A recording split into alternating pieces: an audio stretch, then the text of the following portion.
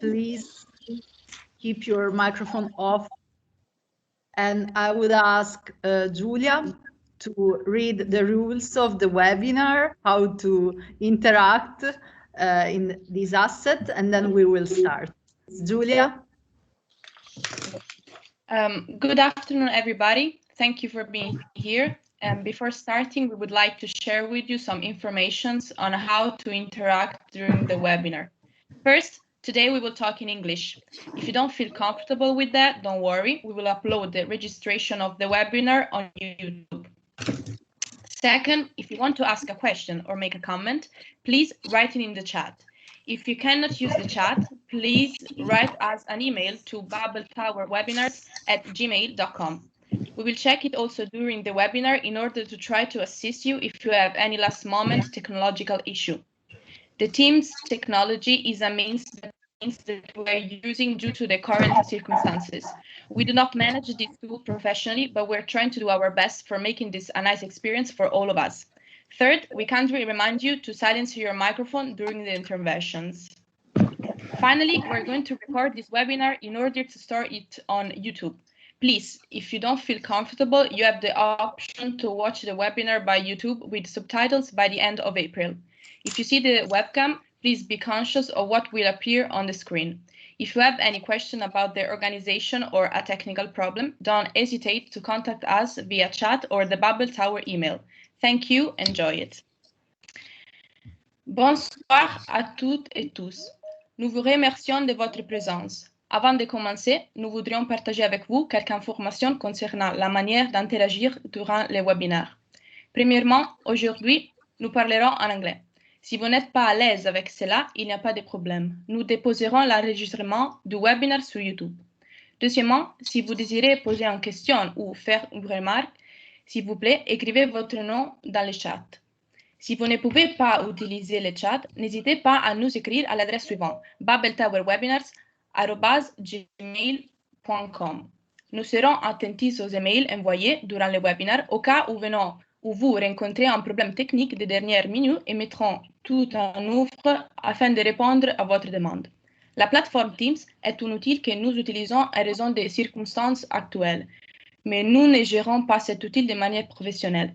Nous essayons de faire notre mieux pour offrir la meilleure expérience possible pour tout le monde. Troisièmement, nous vous rappelons également de bien vouloir désactiver votre microphone pendant les interventions. Enfin, nous allons enregistrer ce webinaire afin de le stocker sur YouTube. S'il vous plaît, si vous n'êtes pas à l'aise avec cela, vous avez le choix de regarder ce webinaire avec des sous-titres à partir de fin d'avril sur YouTube. Si vous utilisez votre caméra, soyez donc attentif à ce qui apparaîtra à l'écran. Si vous avez des questions sur l'organisation ou un problème technique, n'hésitez pas à nous contacter via le chat ou par l'email Babel Tower. Nous vous remercions pour votre attention e nous souhaitons un buon webinaire. Buon pomeriggio a tutti e tutte. Vi ringraziamo per la vostra presenza. Prima di cominciare vorremmo condividere con voi qualche informazione riguardo alla maniera di interagire durante il webinar. In primo luogo, oggi si parlerà principalmente in inglese. Se non vi sentite a vostro agio, non c'è alcun problema, caricheremo tutte le registrazioni del webinar su YouTube. In secondo luogo, se volete porre una domanda o un'osservazione, per favore scrivete nella chat. Se non potete utilizzare la chat, scrivete un'email a babbletowerwebinars@gmail.com. Faremo attenzione alle mail inviate durante il webinar, nel caso aveste qualche problema tecnico dell'ultimo minuto, e faremo di tutto per rispondere alle vostre domande. La piattaforma Teams è un mezzo che utilizziamo a causa delle attuali circostanze, ma non lo gestiamo in maniera professionale. Cerchiamo di fare il nostro meglio per offrire la migliore esperienza possibile per tutti noi. In terzo luogo, chiediamo gentilmente di silenziare i vostri microfoni durante i vari interventi. Infine, registreremo questo webinar per caricarlo su YouTube. Se non siete a vostro agio con la registrazione, avete la possibilità di poterlo guardare con i titoli per la fine di aprile su YouTube. Se usate la webcam, siate consapevoli che apparirete sullo schermo. Se avete qualche domanda riguardo l'organizzazione o qualche problema tecnico, non esitate a contattarci via chat o sulle mail Babel Tower. Vi ringraziamo per la vostra attenzione e vi auguriamo un buon webinar. Thank you. Thank you, Giulia. Manuelina, the floor is yours for introducing. Thank you. So we are happy to welcome you in the webinar series Babel Tower, Museum People in Dialogue. These webinars are the result of Giusy Pappalardo's research mission as guest researcher in the Museology Service of the University of Liège between February and April 2021. One of the topics we've put us together were the ecomuseums, and in a larger understanding, the relation between museums and people, or how museums and heritage can be constructed with people, with community, and not for people. Also, how museums can be used as a tool for human development, sustainable development, and social justice in processes that involve memories and preservation, but with bottom-up initiatives. With this webinar series, we are trying to make transnational alliances to reinforce this way to think heritage, museums, and museology. Italy and Brazil are together in this way from some time already, at least since the Ecomuseums and Community Museums Forum in Icon Milano 2016. Before that, several visits of ecomuseums in Italy were organized and followed by members of the ABRENC, Brazilian Association of Ecomuseums and Community Museums, and myself, for example. Since then, Brazilian and Italian networks of ecomuseums and community museums are reinforcing its relation, and the ladder of cooperation, distant but united, was prepared during the pandemic crisis. So, despite the bad times we are going through, we have this special network of solidarity and collaboration to support and encourage us. The networks of museums, museum workers, museum students, museology professors, and so on, are a strong feature on the Brazilian museum field. This way, Brazilians have resisted to decades of underinvestment on culture, and now fighting and resisting to the project to destroy all traces of cultural diversity and identities of Brazilian social groups, culminating in acts clearly associated with necropolicing. Together, and we are stronger. And this is a lesson that ecomuseums, community museums, that social museology, popular museology, and various insurgent museologists can teach us. I'm really thankful for having here today so many Italian friends and important references to the ecomuseums movement in Italy, such as Alberto Garlandini, Donatella Murtas, Maurizio Tondolo, Raul del Santo, and Giuseppe Reina. Finally, in name of all of us of the Service de Museologie de l'Université de Liège, I'd like to express our great honor to receive in our city the presentation of the Italian publication of a so important book from our dear friend and inspiration, Hugues De Varine, and an important and long-awaited opportunity of exchange that will continue very soon. With your presence, our webinar series achieved more than 200 inscriptions from 20 countries. My big thanks to our amazing organizing committee composed of students and PhD candidates linked with the Service de Museologie, and to Giusy Pappalardo to put together so many incredible ideas and museum people. Thank you very much. Welcome and good afternoon for us, and good morning for the ones seen from America, Brazil, and United States also present here. Thank you. Thank you, Manuelina, for your words, and good afternoon or good morning, everybody. My name is Giusy Pappalardo, and I'm a lecturer and a researcher of urban and regional planning at the University of Catania in Sicily, South Italy. And I have started a collaboration, as Manuelina Duarte has just said, with the University of Liège thanks to an EU-funded research project that is focused on the role of ecomuseums as catalysts for democratic processes of local development at the transnational scale. I couldn't be more grateful than I am today introducing and moderating this webinar. First of all, I have to say that I am one of the many people here who has to acknowledge Hugues De Varine, as actually he's the person that has pushed and pushes for nurturing transnational networking activities, including the entire webinar series, which is the Babel Tower series, which hosts this presentation today. And also as an engaged scholar conducting action research with a lab I'm part of in Italy that is called Laboratory for Ecological Planning and Design. And with Giuseppe Reina, we are working on the ground coordinating an ecomuseal process in a distressed area in Sicily along the Simeto River. Working on the ground, the words of De Varine are an opportunity for us for critical reflecting on what we are doing, having the example of other experiences with their successes and pitfalls as means for a constant reframing of our action.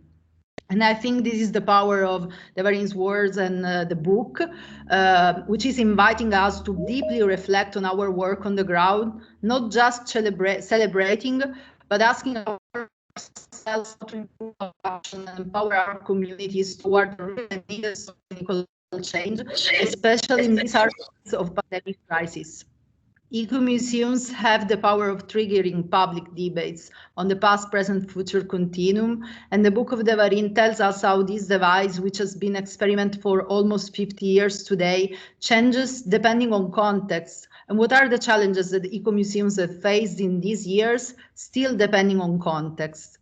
I don't want to add more, as we have a great group of speakers today. Each of them will add a piece to the conversation that we want to open up and leave it open for further conversations and public debates on the role of ecomuseums for more just and inclusive societies.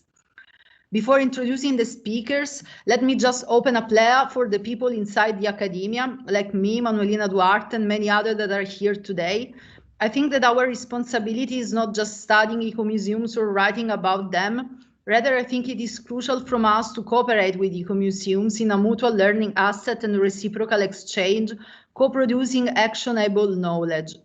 This is even more feasible than it was years ago, now that the third mission of universities, which is their commitment for the territory, has been fully incorporated into the institutional framework, at least in Italy, but it is like that in many countries. And in general, I hope that this book could trigger a new generation of engaged scholars, not just in Italy, of course, but all over the world. So few words and then I will leave the floor to the speakers. As many of you know, Ecomuseum Singulier Pluriel came out in 2017. Then it was translated in Spanish. You will probably have the link in the chat. Ecomuseum Singular y Plural that came out in 2020. Now, Ecomuseum Singolare Plurale is about to come out in its Italian version, thanks to the work of Cooperativa Utopie Concrete. And today we have Maurizio Tondolo that is going to share a few words about the idea of making this book available for Italian speakers and about the editorial process of the book, which involved many people, including Etelka Ridolfo and Daniele Giallà. And so our speakers will tell more. So the webinar will be organized as it follows. Right after me, Alberto Garlandini, the president of the International Council of Museums, will talk about the significance of Ecomuseum Singulier Pluriel for the international context. Then Donatella Murtas, developer and coordinator of l'Ecomuseo dei Terrazzamenti della Vite, Ecomuseum of Terraces and Vineyards, will share with us a brief reflection on early steps of ecomuseums in Italy. Right after, as I said before, Maurizio Tondolo will talk on behalf of the editorial board and will say a few words about the Italian version, which is about to appear on bookstores. Raul that has co-organized this webinar. Giuseppe Reina, as a member of the network, will share reflections and questions that the book has generated among the Italian ecomuseum people. Finally, Hugues De Varine will react to the input that ecomuseum people will give. Right after, a group of students will pose other questions from another perspective, and there will be time for some final comments based on that. And please, before starting, let me thank all the people that have contributed to co-organizing this webinar, the participants today, all of you today. And of course, let me thank De Varine for accepting this invitation. Despite this is not like being together for real and talking face by face, this is still an opportunity for keeping reflecting on the journey of ecomuseums. And so please, Alberto Garlandini, the floor is yours now. Thank you. Well, cher Hugues, dear friends, it is an honor and a great pleasure to present the last book by Hugues De Varine, a long-standing friend, a comrade in many challenges, and a maestro di vita, a life mentor. In his long professional life, Hugues has produced a boundless number of theoretical and practical contributions on museums, eco-museums, community museums, cultural and natural heritage, local development, sustainable tourism, diversity. 3 of Hugues' recent volumes have a privileged position in my library, always close at hand and often referred to. Les Racines du Futur, published in 2002, Mon Passage à l'Icôme, published in 2017, and of course, L'Ecomuseum singulier et pluriel, published in the same year. I am proud of the personal dedications that Hugues wrote in their frontispieces, referring to our frequent meetings in the last 20 years. Pour Alberto, un souvenir de nos rencontres communes avec gratitude. Here it is. Pour Alberto, un souvenir du temps, des choses et des idées. Here it is. I am well aware that Hugues would rather be called an agent of local development or a promoter of sustainable development at the service of communities than be regarded as a museologist or even as an ecomuseologist. However, I think that each museum professional, each museum volunteer must have those 3 books on their desk for frequent consultation.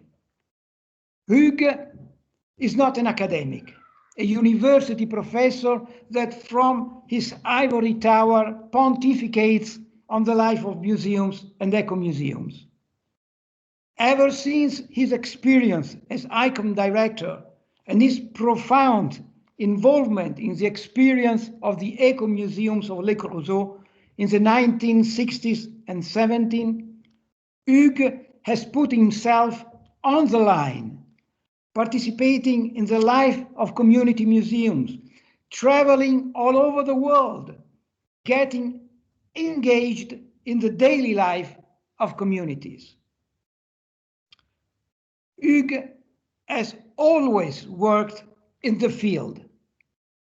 He has learned from the real life of museums and communities and has taught generations of heritage professionals and heritage volunteers on the basis of his unique experience. This is the reason why Hugues has had such a prominent part in the history of museology, notably since the birth of La Nouvelle Muséologie at the 1972 Roundtable of Santiago de Chile, and in the development of the experience of eco-museums and community museums all over the world. I have mentioned his museological role in the item on museology and museography that I recently wrote for the Italian Encyclopedia Treccani. Let me say a few words on Hugues' latest publications. Les Racines du Futur is a collection of his many experiences, mainly in France, Portugal, and Brazil, in the last quarter of the 20th century. Hugues presents the crucial role of the heritage in enhancing the identity and the diversity of communities and in promoting sustainable local development.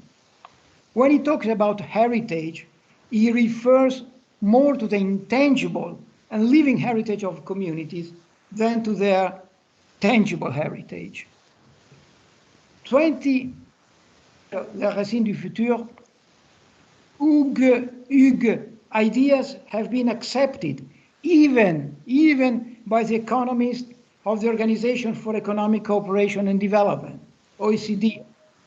If you read the guide for local administrators on maximizing the impact of culture on local development that OECD and ICOM produced in 2018, you have the best proof of how Hugues' far-sighted theories and actions have become acknowledged opinions not only in the museum and heritage community, but also in an intergovernmental economic organization such as OECD.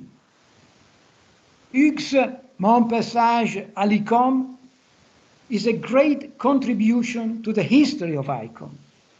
I read this book with great emotion.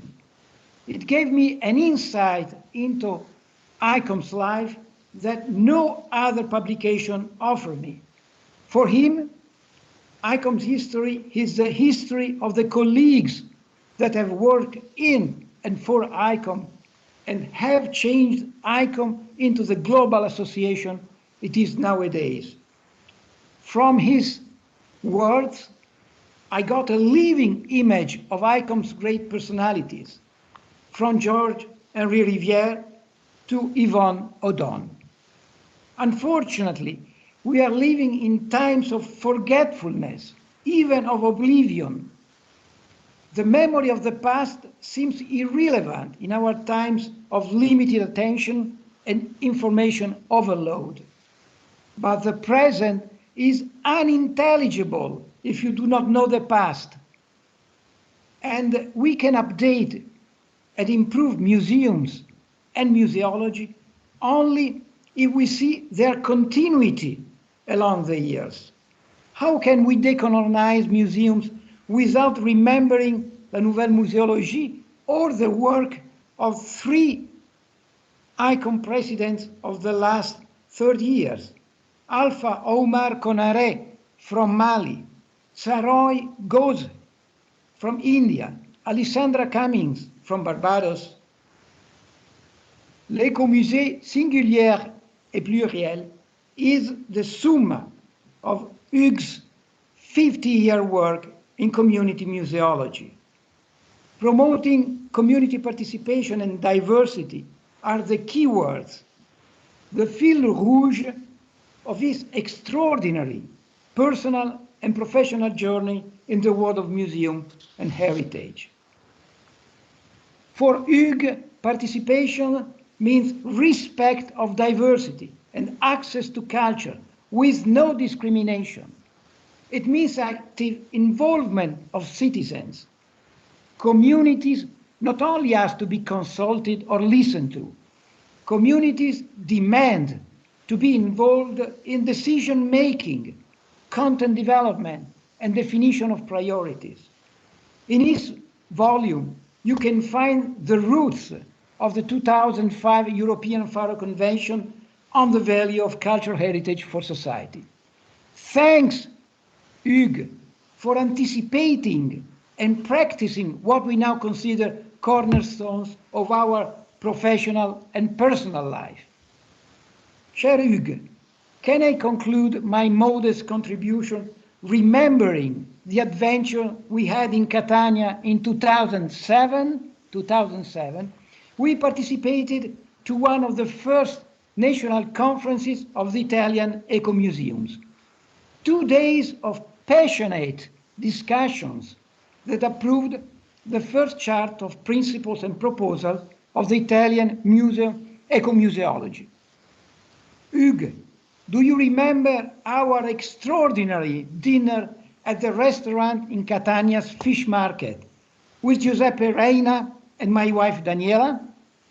After an excellent pasta with fish, our dinner was abruptly interrupted by a sudden 1 meter high flood.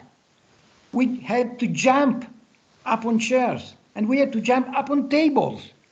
The restaurant was completely submerged and we had to run for our lives barefooted and drenched, wading in torrents of water, bottles and garbage. When we managed safely to reach the cathedral square in Catania, we looked at each other and burst laughing.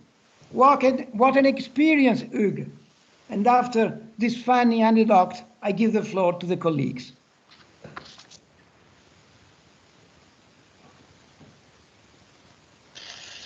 Thank you for sharing this nice memory, which is also actually from the city I am from. I was not there at that time, but I can just imagine the scene. I think it should be very, very funny. So thank you. If there are not immediate reactions, I would ask Donatella to share a brief reflection on early steps of Ecomuseums in Italy. So Donatella, now the floor is yours. Thank you, Giusy, and thank you for your invitation to the Double Tower webinars. Thank you as well to Manuelina Duarte. It is for me really a great honor to be here and especially to briefly share with you the Italian Ecomuseum's big picture as someone who has been living this experience in person since the early years. So I had the privilege to belong to the first Ecomuseum Laboratorio of the Regione Piemonte, and as well to work on the ground with the Ecomuseums of the Terras, but as well to collaborate with other Ecomuseums. And I was among the founding people of Mondi Locali, Local Words, and I'm now participating in this new movement that has the name Ecomusei Italiani. I will go through a sort of logical sequence, so making milestones moments that I will offer for understanding, going back to Alberto Garlandini, the history and so the trace of this long journey, so understanding how we get to where we are. Of course, as you can imagine, it was not an individual walk, but it is a plural, tangible, common story. So 1990s, the concept of Ecomuseum has been in the air in Italy since then. Few local development projects were born as Ecomuseums. The most well-known is Argenta. So we are speaking about 30 years ago. In 1995, since then, Ecomuseums have been formally established in Piedmont region by a law. It was such a visionary law and approach. And from there, a golden age, to me, started. A lot of enthusiasm and positive energy. And this law that provided transdisciplinary economic funding for activities and professionals had as well two more points of strength. The first one was the creation of a dedicated working group, the Ecomuseum Laboratorio Ecomusei.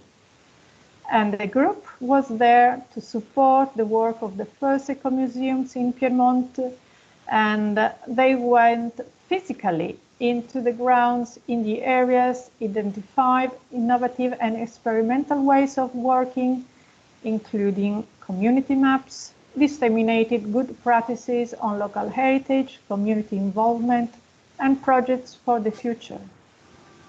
And the second point of strength was the bottom-up approach. So Ecomuseum projects were defined and submitted to the region by local stakeholders.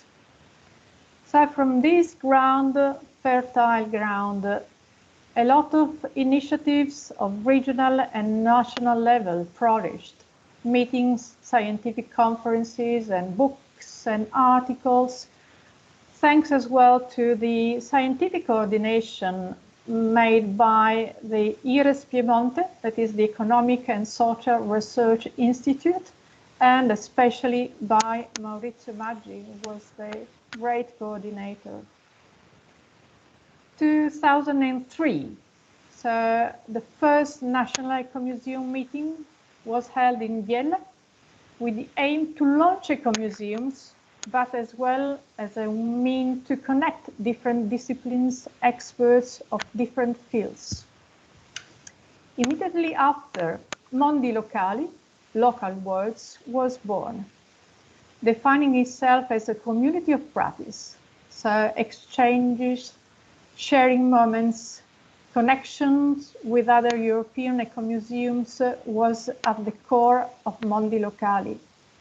That was never intending to be a singular and closed bubble. It always wanted and wished to be intertwined with the surrounding worlds, building new alliances and projects. It was a hub where information, ideas arrived and were widely spread.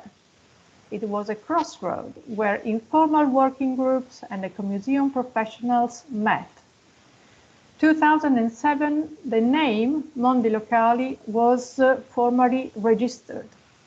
Just think about the huge investments on human and economic resources that were linked with the Ecomuseum's projects. Never-ending process, never-ending investments.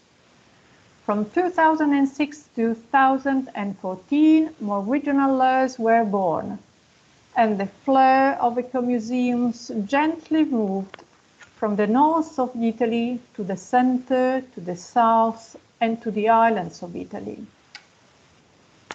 In 2015, the Manifesto degli Ecomusei, Ecomuseum Manifesto, was launched in Tuscany in the splendid castle of Poppi, reaffirming the specific role, challenges, and contribution given by ecomuseums to heritage, local development, and landscapes.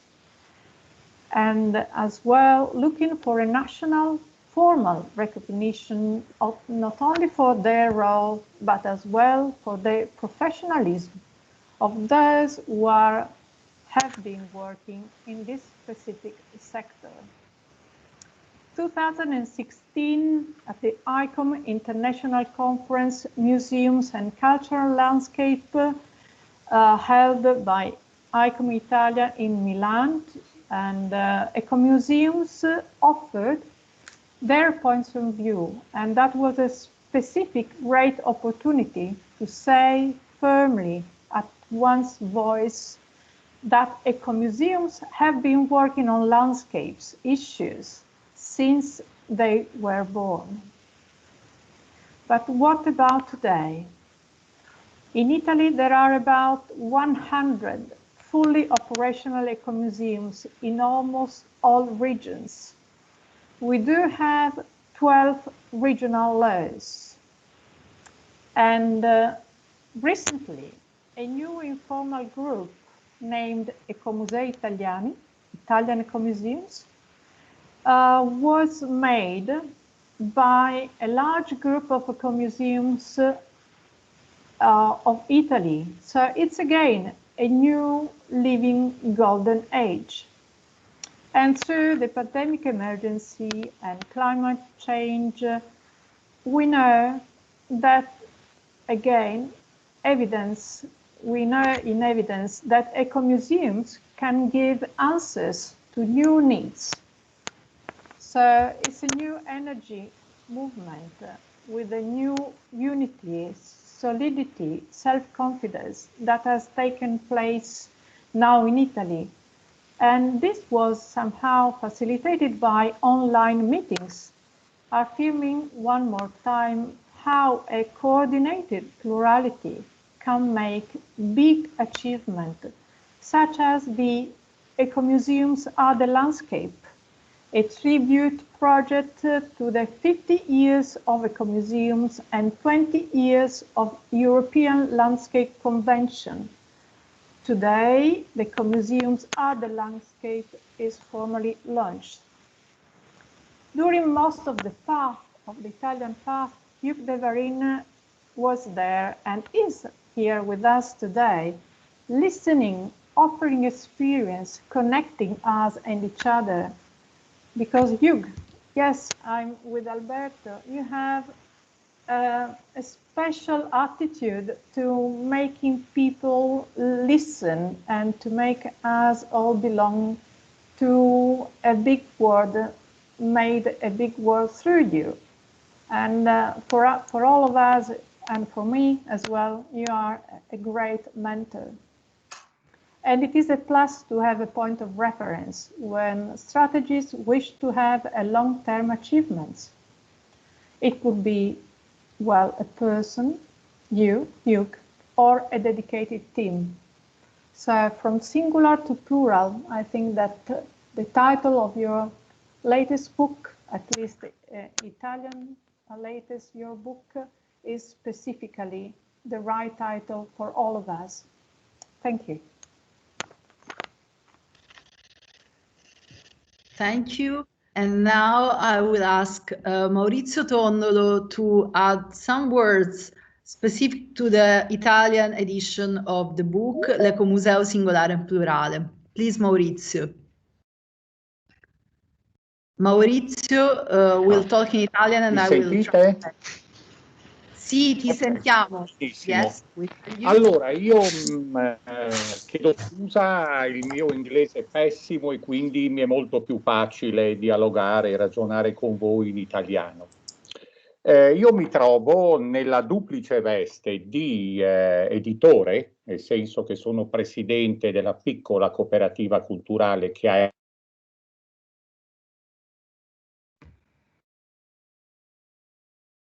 Maurizio, non ti sentiamo. He has just said that he apologized for talking in Italian. And let's see. Could you please close your microphone, all the people that don't have to speak now, and also maybe the camera could be also closed so that we can help the connection working. Maurizio? Maurizio?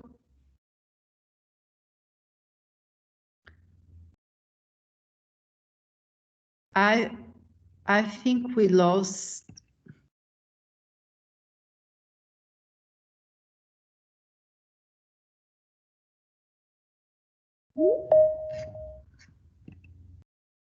Okay, he's here again. Sorry for this inconvenience. They always have. Ok, Maurizio. Pronto, mi sentite? Mi vedete? Sì, sì, perfettamente. Benissimo. Allora, come vi ho detto, la veste è duplice, quindi qualche difficoltà me la ritrovo, ma preferisco parlare in italiano. Credo che la cosa, il fatto appunto di parlare in italiano, faccia un po' il paio, se vi concedete, con i tempi lunghi che hanno caratterizzato la traduzione, ma anche la pubblicazione del libro. Una pubblicazione che è stata sottoposta ad una attenta revisione proprio per riportare con grande esattezza i concetti e il lessico di De Varine, di cui Hugues De Varine ha fatto uso nel libro. So Maurizio, first of all, apologizes for speaking in Italian, and he also added that he has a double role as an editor and as part of as coordinator of an Ecomuseum. He points out that the decision of talking in Italian is some way related with the long time it took to translate and publish the book, which underwent a careful revision in order to accurately report the concepts and vocabulary used by De Varine. Giusy ha già ringraziato inizialmente Daniele Giallà, che ha svolto un ruolo fondamentale per la revisione del testo, e Telca Ridolfo per l'impaginazione e il progetto grafico. Io però voglio ringraziare soprattutto Hugues De Varine, che ci ha dato questa grande opportunità, e anche l'editore L'Harmattan, che ha concesso i diritti alla cooperativa Utopie Concrete. So I have already thanked Daniele Giallà and Telca Ridolfo. He also wants to thank Hugues De Varine for the book, and the editor L'Harmattan, who was given the right to publish the book in Italian. E aggiungo anche la traduttrice Alessandra Boccalatte, che ha svolto un ruolo altrettanto importante. And the translator, Alessandra Boccalatte, also had an important role in that. Ecco, la prima cosa che va evidenziata, che va illustrata, è perché la cooperativa Utopie Concrete ha avuto questa grande opportunità da parte di De Varine. La cooperativa, una piccolissima, non piccola, piccolissima cooperativa culturale ed editoriale, che ha introdotto a una ventina d'anni fa il modello ecomuseale nella regione Friuli Venezia Giulia. So first thing to say is why the cooperative Utopie Concrete had the opportunity of publishing this book. This is a very small cooperative and cultural cooperative, and the same cooperative has introduced the Ecomuseum approach in the region of Friuli Venezia Giulia in Italy. Era il 1999 quando la cooperativa ha ottenuto un incarico da parte del Parco delle Prealpi Giulie, un parco naturale, per la redazione del piano del turismo del parco. In questo progetto, per la prima volta nella regione Friuli Venezia Giulia, si è parlato di ecomusei, perché tra le schede progettuali che sono state presentate c'era anche una scheda specifica relativa all'Ecomuseo della Varresia. So it was 1999 when the cooperative could have the opportunity to cooperate and to do the plan for tourists.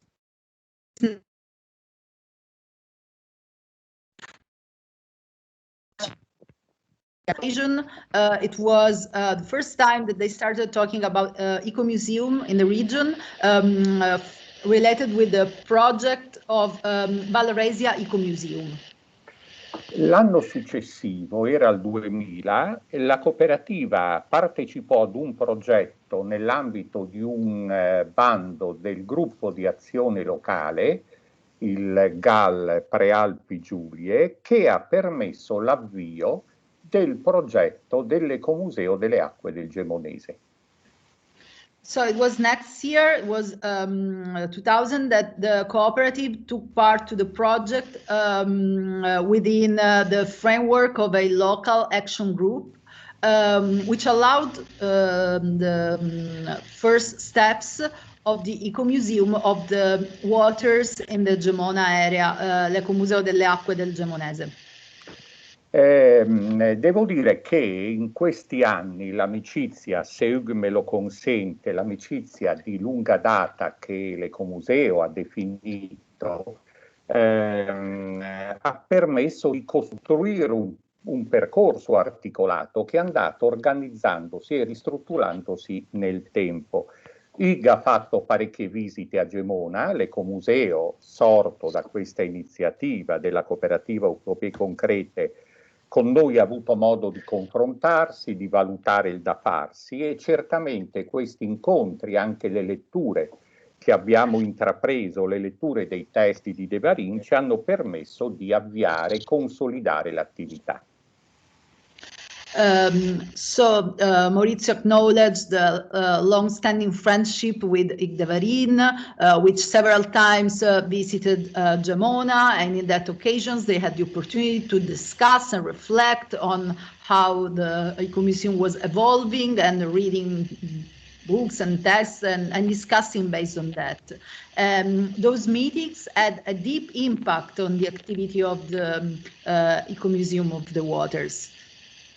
Ecco, quindi alle spalle ci sono 21 anni di attività e io aggiungerei un sostantivo che ci ha caratterizzato in questi anni, un sostantivo un po' forte, ma credo che dia l'idea di quello che abbiamo svolto. 21 anni di attività e di militanza ecomuseale. So, 20 years of activity have passed of Ecomuseum's activity, and he would add also a noun that is very strong, which is 20 years of Ecomuseum militancy, commitment. I due, ovviamente leggendo ed approfondendo il percorso di De Varine, anche quanto è contenuto nel suo testo, ovviamente emergono in tutti i suoi capitoli due concetti cardine, quello della territorialità e quello della partecipazione, e più volte De Varine ribadisce, affronta il tema dei tre pilastri che vengono citati a più riprese, in cui ci riconosciamo totalmente. Questi tre pilastri sono in successione il territorio, la popolazione e il patrimonio. Patrimonio inteso come realtà viva, popolare, comunitaria. So, reading the book of De Varine, two key concepts emerge, which are territoriality, the territory, the important centrality of territory, and participation. And still three pillars, which have been mentioned several times by De Varine in the book, still territory, population, and heritage. Heritage in sense of living heritage, popular heritage, and community-based heritage. Il concetto di militanza, che non è assolutamente scontato, l'abbiamo ritrovato in alcuni punti, in alcune parole chiave, in alcuni concetti chiave che l'Ecomuseo ha sempre affrontato e che Hugues propone, evidenzia, fa notare esplicitamente nel testo del suo libro. So the concept of militance has been is present in several concepts that he underlines in his book. Ecco, i concetti sono 4, 5, ve li voglio evidenziare. Il primo è un concetto, è un elemento che spesso non viene considerato, ed è quello dell'omogeneità territoriale all'interno della quale gli ecomusei devono operare. Cosa significa? Significa che l'attività dell'ecomuseo deve travalicare i confini amministrativi per adottare confini geografici. Nel nostro caso l'area di riferimento sembra strano, è un bacino idrografico e quindi i vari progetti che nell'ambito di questo territorio vengono proposti non possono che incentivare la conoscenza, la programmazione e la gestione del territorio. So first of these concepts is territorial homogeneity. The activity of ecomuseums goes way beyond administrative boundaries, and it is related to geographical boundaries. In our case, in the case of Gemona, the boundaries are given by a river basin, and the projects that have been developed there are related to those boundaries and promote knowledge, planning, and management of the territory related to that territorial unit, which is the river basin. Perfetto. Il secondo elemento, il secondo concetto fondamentale, quello della rete. Fare rete, io credo che in questi anni i vari progetti che l'Ecomuseo ha proposto non si sarebbero potuti realizzare senza una serie di interazioni, di collaborazioni, di scambi che sono stati avviati con altre realtà ecomuseali, italiane e anche presenti all'estero. Però attenzione, alla base di questo c'è stata, come posso dire, c'è stato un grosso lavoro di ricerca, di individuazione dei soggetti, affinché queste collaborazioni fossero proficue per entrambi, per noi, ma anche per tutti gli altri soggetti che abbiamo coinvolto. So the second key concept is networking. The Ecomuseum project evolved thanks to the cooperation and collaboration that can be generated in Italy or even abroad with other ecomuseums or other community museums abroad. But it is important at the base of this networking activity, there is a research activity of the actors and the people with whom it is meaningful to establish this cooperation. Ecco, un altro aspetto molto importante che credo poche volte viene considerato è il fatto che gli ecomusei non sono delle realtà statiche, sono realtà dinamiche. Quando siamo partiti 20 anni fa eravamo veramente una piccola realtà, non avevamo neppure la consapevolezza delle potenzialità che un ecomuseo richiudeva. Nel corso del tempo ci siamo mossi e abbiamo allargato il nostro orizzonte attraverso le collaborazioni di cui ho parlato, ma anche attraverso un rapporto migliore, consolidato con gli enti pubblici e con gli enti locali. So a third key concept is evolution. Ecomuseums are not static realities, they are evolutionary realities. When they started, they didn't even have the awareness of the potentialities related with ecomuseums. Thanks to the networking activities and also thanks to the alliances with local administrations and local partners, they had the opportunity to evolve and grow as a reality, as an ecomuseum. Ecco, altro elemento importante, quello della trasversalità e articolazione delle azioni. I progetti dell'Ecomuseo si intersecano e sovrappongono affrontando vari argomenti e mettendo a confronto discipline diverse. Certo, ci vuole una solida cabina di regia e anche un comitato scientifico di alto profilo. In questo modo viene esclusa ogni improvvisazione e costruito un percorso progettuale efficace. The fourth concept is transversality and the articulation of actions. Ecomuseum projects intersect and overlap, addressing various topics and comparing different disciplines, but it is needed solid action, and also it is needed a high-profile scientific committee. In this way, improvisation is excluded and an effective path can be built. Altro aspetto importante è quello della partecipazione. In questi anni abbiamo fatto uso sistematico, e sottolineo l'aggettivo sistematico, dello strumento della mappa di comunità. È uno strumento fondamentale, però sarebbe sbagliatissimo chiudere il percorso della mappa con il prodotto che è stato realizzato. È assolutamente necessario dare continuità al percorso, rivolgendosi ovviamente al territorio e rendendo operativo quello che le persone che hanno partecipato al percorso avviato dall'Ecomuseo hanno o ritengono opportuno di realizzare, concretizzare sul territorio.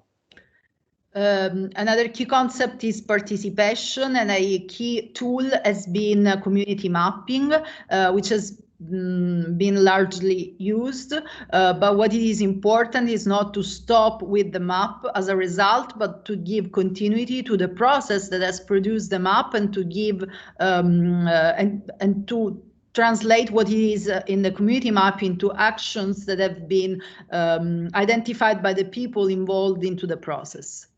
Ecco, a distanza di più di 20 anni, io credo che a tutti gli effetti possiamo sostenere e dire che l'Ecomuseo è diventato, sul territorio del Gemonese, un'agenzia per lo sviluppo sostenibile. Una struttura che assiste e coadiuva gli enti locali proponendo i propri progetti.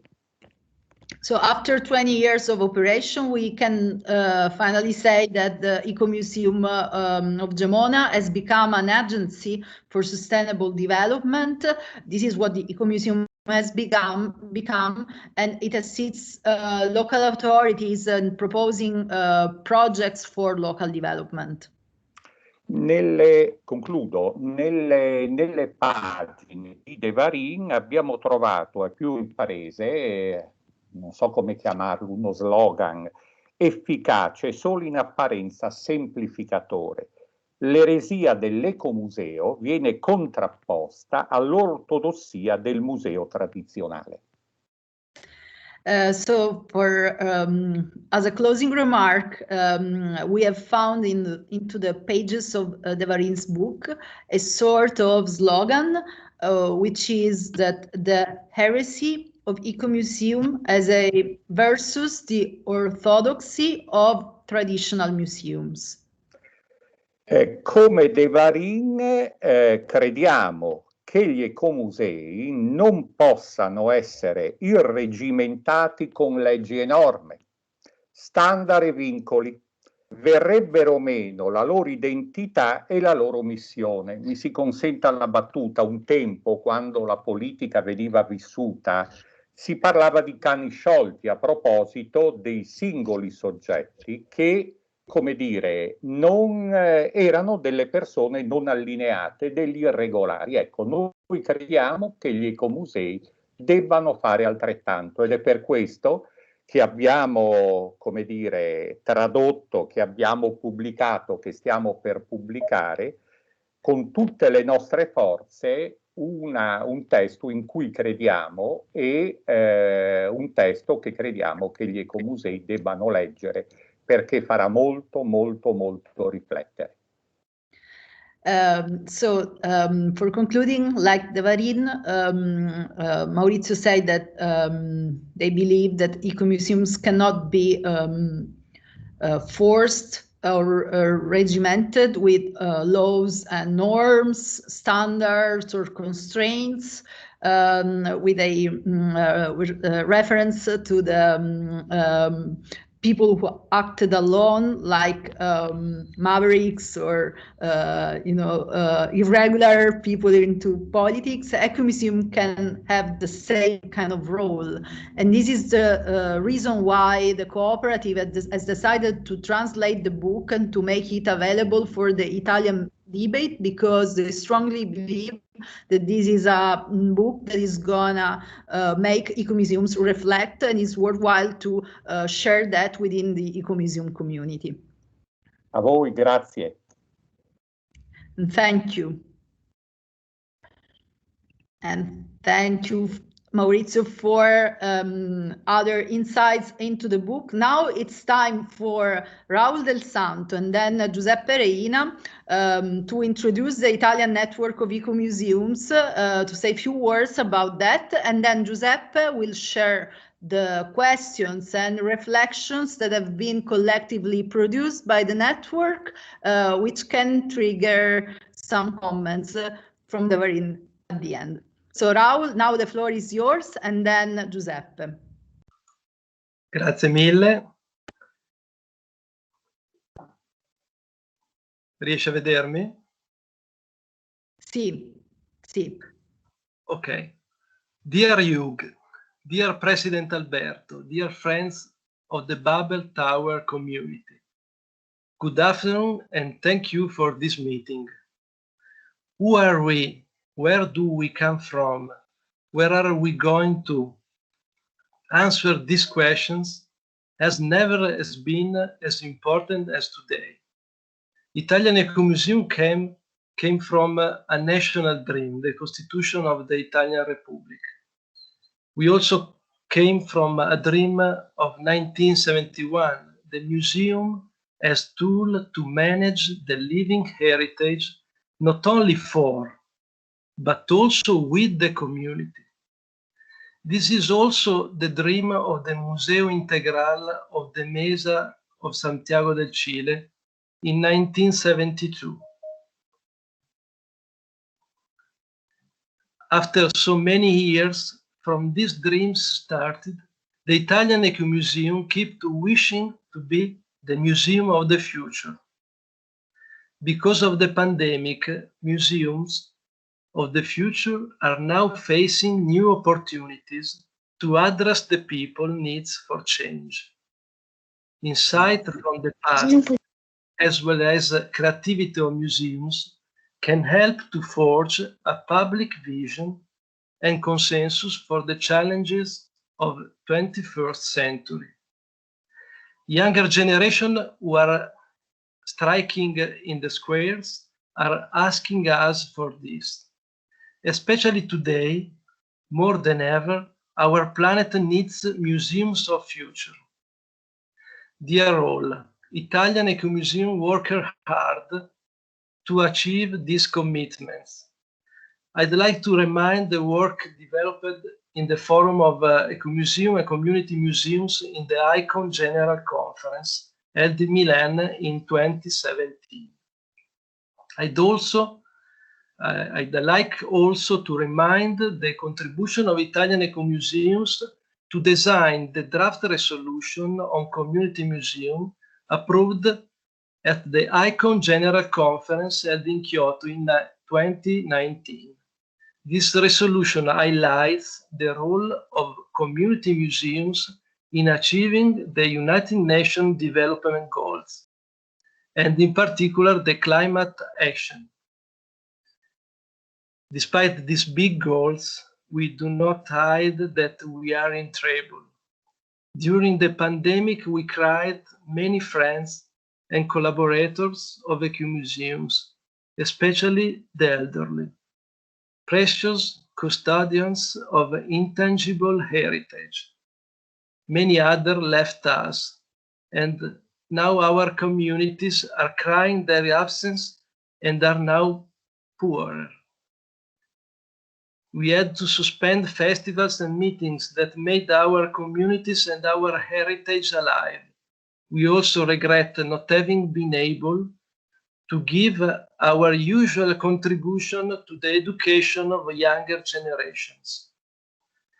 During the pandemic, we experimented with new methods to stay near to our communities.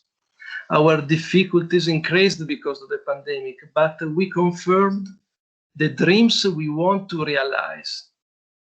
We cooperated with other ecomuseums through the International Drops platform for ecomuseums and community museums. The distant but united cooperation charter between Ecomuseum of Italy and Brazil is one of the most extraordinary goals of our international commitment. Today, the network of Italian ecomuseums invite you to the program of the celebration of 50 years of ecomuseology. The program will start with the Landscape Week in June and continue with the Ecomuseum Festival in September.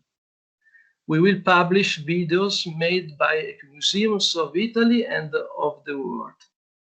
An international roundtable on the role of ecomuseums on the climate actions is scheduled in September. On October, we will organize a roundtable about the impacts of the European Landscape Convention and the Faro Convention. And then on November, we will end the celebrations with a roundtable on the national recognition of Ecomuseum. Dear Hugues, dear Alberto, dear friends, Italian Ecomuseums thank you for inspiring our work and sharing these dreams. Let's continue to help each other not to return as before the pandemic, but to become the museum of the future and cooperate in the integral development of our communities and planets. Happy Easter. Thank you, Raul. And now we will listen at reflections and questions from the Italian Network of Ecomuseums that are, and Giuseppe Reina will talk on behalf of that Giuseppe, please, the floor is yours. Microphone. Giuseppe, the microphone. Okay. No, it's off. Oh, no? Ok, adesso è acceso. Okay. Perfetto. Hello everybody, dear Hugues. During this pandemic year, the debate within the national network of Ecomuseum has grown a lot thanks to several opportunities of discussion animated by the extraordinary work of Raul del Santo, Francesco Baratti, Nina Baldi, Andrea Rossi, Adriana Stefani, Andrea Del Duca, Raffaella Riva, Eliana Salvatore, Claudio Niessi, Edo Brichetti, Giuseppe Pidello, and many others that I cannot recall by each name, but are all part of the extraordinary community for practice which our network is. Well, we all experience the complexity of Ecomuseum police of the ground every day. The presentation of the Italian edition of your books has been eagerly awaited because of the relevance of the topics you discuss, and above all, because we are aware that the national network of Ecomuseum has to make various strategic decisions. Among them, the open question is whether or not pursuing the goal of the national legislation on the museum, which is independent from other museums, or as an alternative, support the implementation of regional laws. The network hopes that the museum can acquire a role of mediators between the central government and the various heritage communities in the realm of the territorial planning, especially now that the Italian Parliament has ratified the Faro Convention in December 2020. We assume that the museum are, first and foremost, practices aimed at the revitalization and rediscovery of historical memory with the objective of local self-sustainability in approaches of critical production of local knowledge. Meanwhile, Ecomuseum work for fostering a democratic dialogue that reverses the decision-making process from a bureaucratic discussion to an open debate between various territorial actors, blending scientific knowledge and contextual knowledge. The wide participation of people and opportunity for co-production, local development, to synergy between the public and private sector. That means having a variety of community members acting on the same stage of local development, collectively elaborating a shared vision and shared norms for living together in the present and in the future. On this occasion of presentation of your book, translated for the Italian community, I am about to open some topics of discussion on Italian ecomuseology that have arisen from a critical reading of your book. These topics have been highlighted during a collective debate in the national network of Ecomuseum, culminating in a meeting we recently had in March for defining what I am about to share with you. One of the main peculiarity of Italian Ecomuseum is their institutional recognition with specific regional laws. As you point out, it is not very clear the process of accreditation of Ecomuseum. As a matter of fact, according to regional law, they should be recognized on the basis of minimum standards. However, these standards are often disgraded because the accreditation is related with a funding system that generated relation of political interests. In the second generation of regional laws, such as the Piedmont Law of 2018, this you see somehow address because recognition is based on specific criteria and on the monitoring system.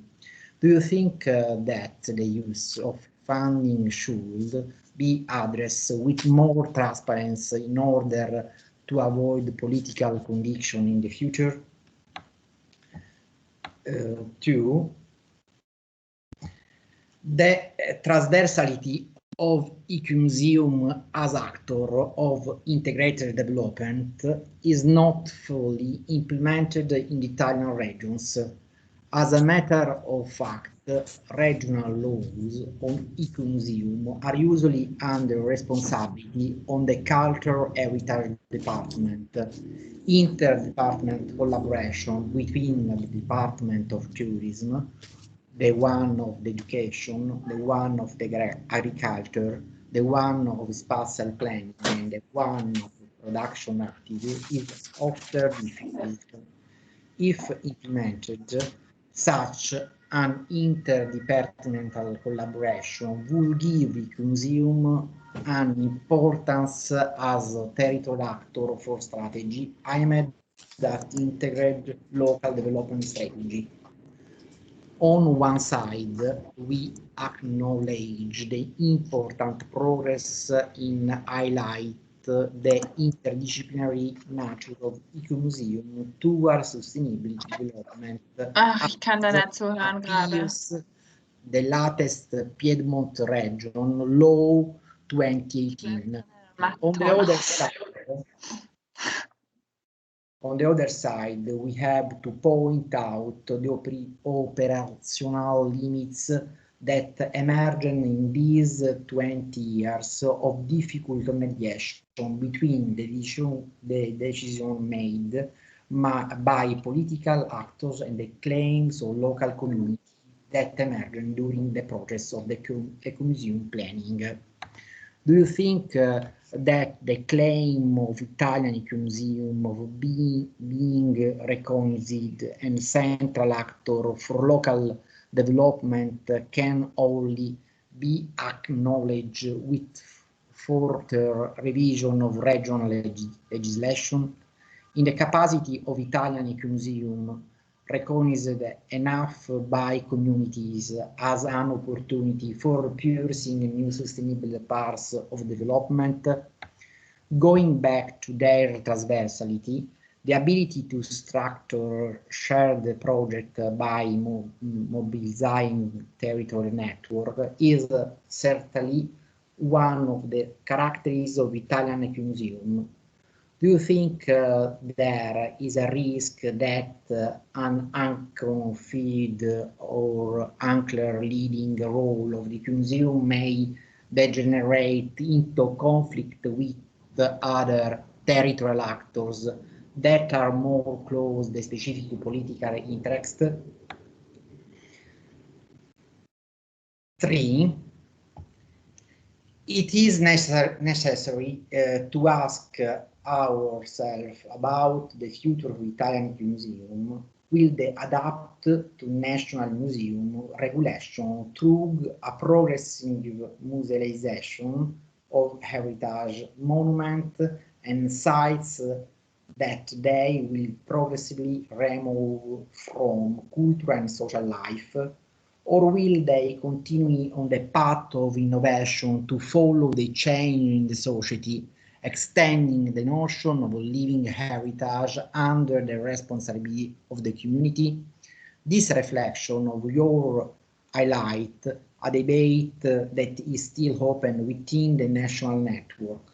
After several attempts of a national law, we feel high fatigue and we have the idea that many operational margins still need to be carefully examined. From a quick survey of the documents submitted by Ecomuseum, the problem of the relationship between Ecomuseum and the National Museum system is related to a fundamental use, with various laws exist at regional level. At national level, the concept of Ecomuseum is not regulated in any way. In the past, various attempts have been made in this direction, but no results have been achieved.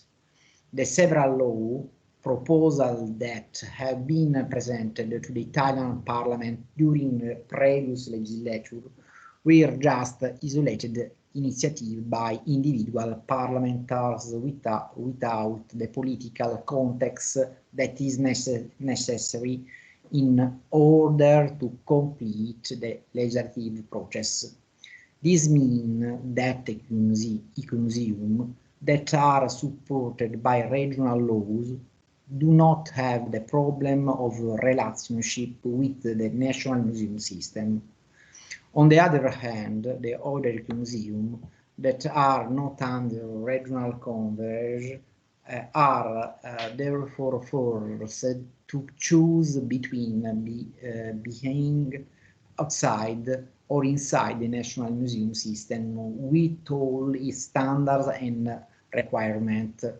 In particular, the adaptation to the uniform levels of quality, UC, of the National Museum system condition the regional system in an interscamp way, distorting the museum that are forced to fulfill them by their own regions such as Emilia-Romagna and Tuscany. In the international debate, there is an apparent impermeability of the museum world to the competence acquired by Ecomuseum, despite the fact that the term Ecomuseum celebrates half a century of life this year, despite the fact that since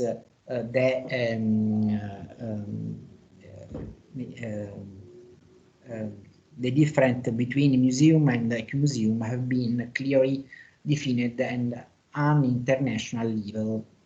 Despite the fact that in Italian Ecomuseum experience is now decaded old, and despite the Ecom 2017 conference, the database within museum has not included the Ecomuseum method within approach. At most, the museum standards talk about relationship with the territory, whether that means in practice. Finally, the political attitude towards museum seem to be merely focused on the demand for quick monetization through ticket sales, merchandising, and various services that is not done with the role that the museum should play in the territory.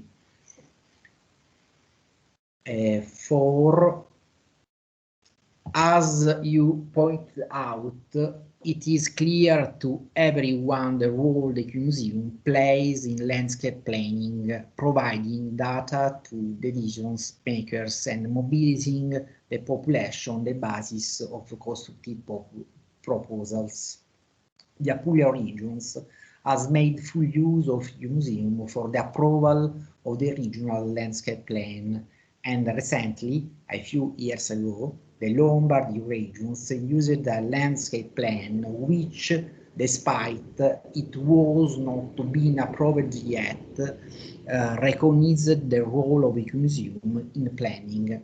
Therefore, do you think it is finally time for the regions to recognize the museum as a mediating institution within the regional landscape observation as envisaged in the Italian Cultural Heritage and Landscape Road, also incomplicated with the recent ratification of the Faro Convention. 5. Italian Ecomuseum have long been organized into networks, at least in the region where specific law recognizes them. The first network of regional Ecomuseum was created in Piedmont with the support of the Ecomuseum Laboratory to monitor the application in the 1995 law. The Apulia region is 2018 and the Lombardy region 2016 both created a permanent table on the topic of economics called the Regional Council of Ecomuseum, which is de facto an advisory board for both regions. The networks are interlocutors of regional public authorities. They are also places of mutual training and exchange of good practices and methods. Should the role of regional networks be further special to guideline documents from the National Network of Museum? 6. A structured debate on Ecomuseum tourism strategy has never taken place in the Italian. Notwithstanding, we share a new way of understanding tourism without chasing after external and global models, looking for alternative ways developed by and in the territory. Such an approach aims at systematizing and sharing the enormous territorial heritage with speed in our region, which is made up of various resources and local experience in the perspective of enriching difference and respecting local social, cultural and productive identity. You highlighted the risk that tourism in Italian Ecomuseum could have an impact both on local community feeling deprived of their living space and on the heritage that could gradually be hoarded, exploited, or simply be museumized. This is a crucial use, especially for the post-pandemic phase. In this respect, the regional networks of Ecomuseum could be a privileged observer to understand how we can contribute to avoiding an approach of consumerist tourism and rather generation and innovative on that focus on tradition and the authentic of place. It will also be important for Ecomuseum to join forces with other organizations operating in the area, natural park, protected area, agricultural parks, river contract, ethical pursuing group, etc., to generate social and green tourism. 7. How to evaluate an Ecomuseum? How to determine its real social utility? Evaluation means to take a look at your action, your objective, your methods, and your result. It is not a judgment, but it requires a certain rigor and, as far as possible, the participation of number of actors and users who contribute their one subjective in order that confront each other and from their details with lines and proposal for change. What kind of self-assessment do you imagine for the Italian Ecomuseum that have been recognized by the Italian regions. The Piedmont region, with its new law, has introduced evaluation, but has not yet been defined. The Erasmus Eco-Heritage project promoted by the Parabiago Ecomuseum will try to give an answer.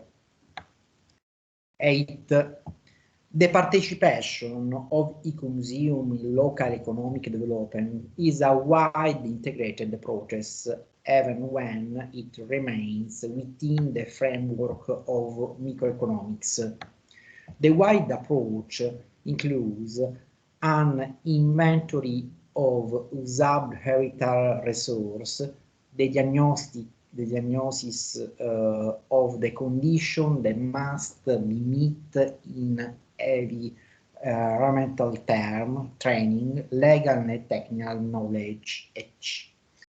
It is no longer a question of enhancing heritage, giving it an economic value, but of diversifying and growing the local economy based on heritage. This approach raises an ethical question that was debated in 2013 during a colloquium at the Genoma Ecomuseum.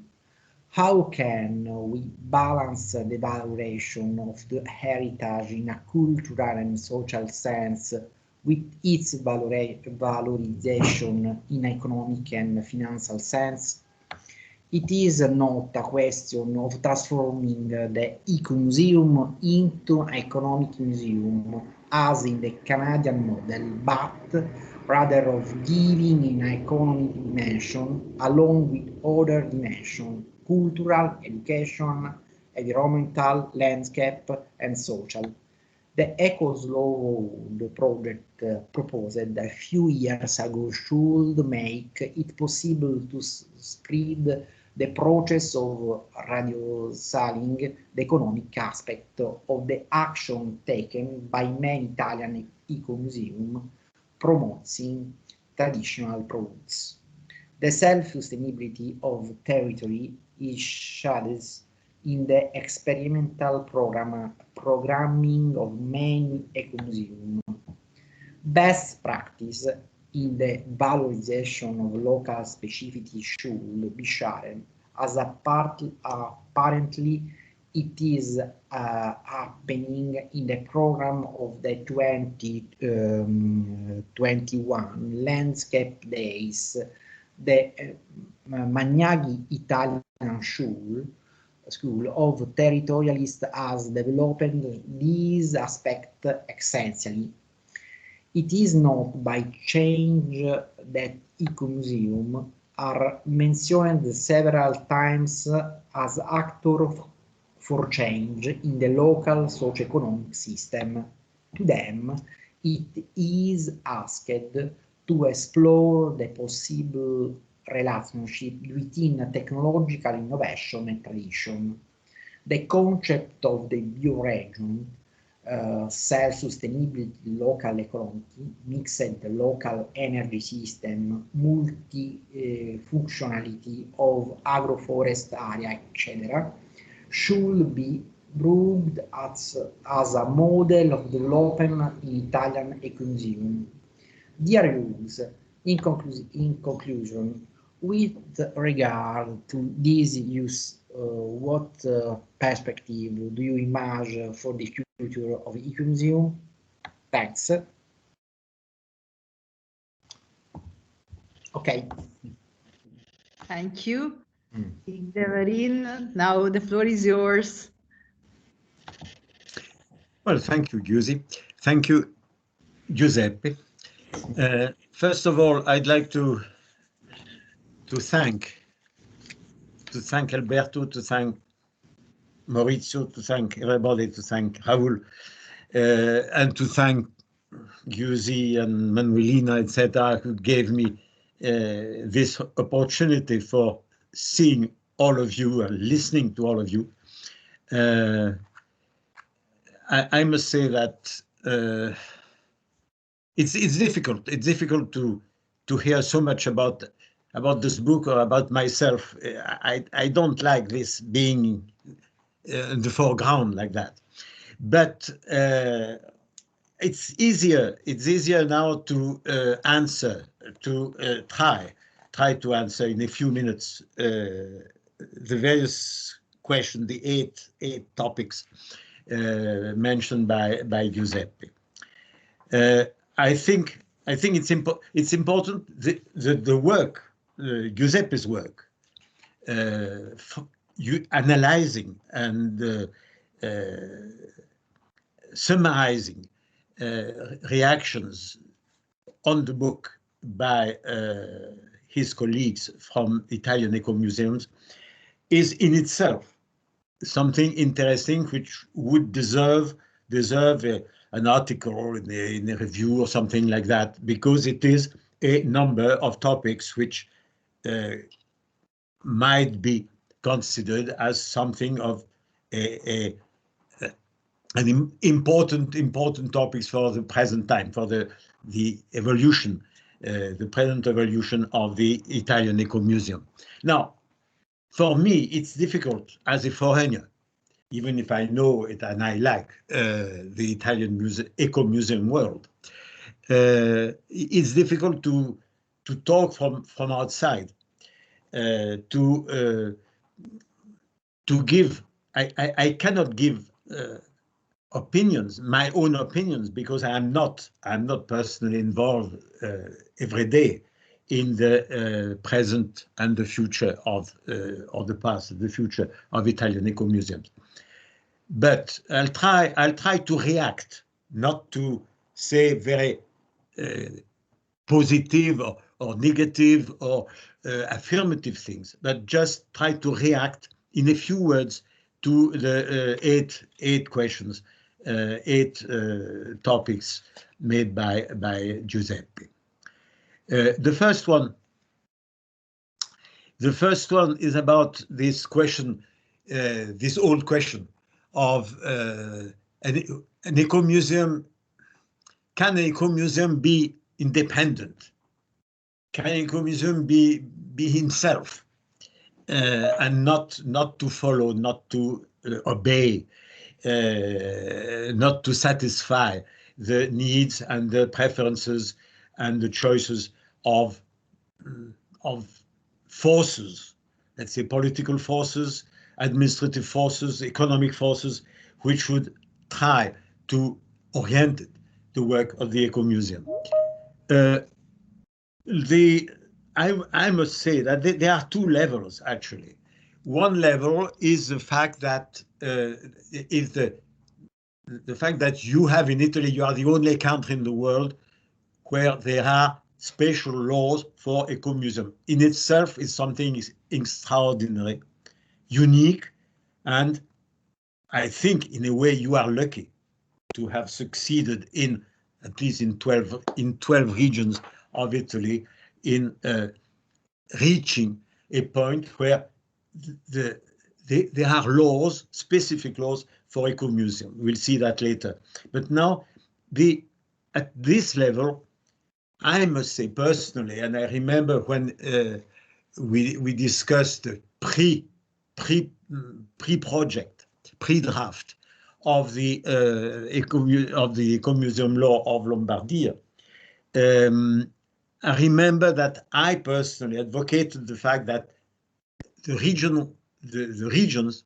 This is my opinion. It is not an advice to Italians. It's just my opinion that because of this political relationship between the regional law and the individual ecomuseums and the local ecomuseums, I thought at that time that it would be better if the financing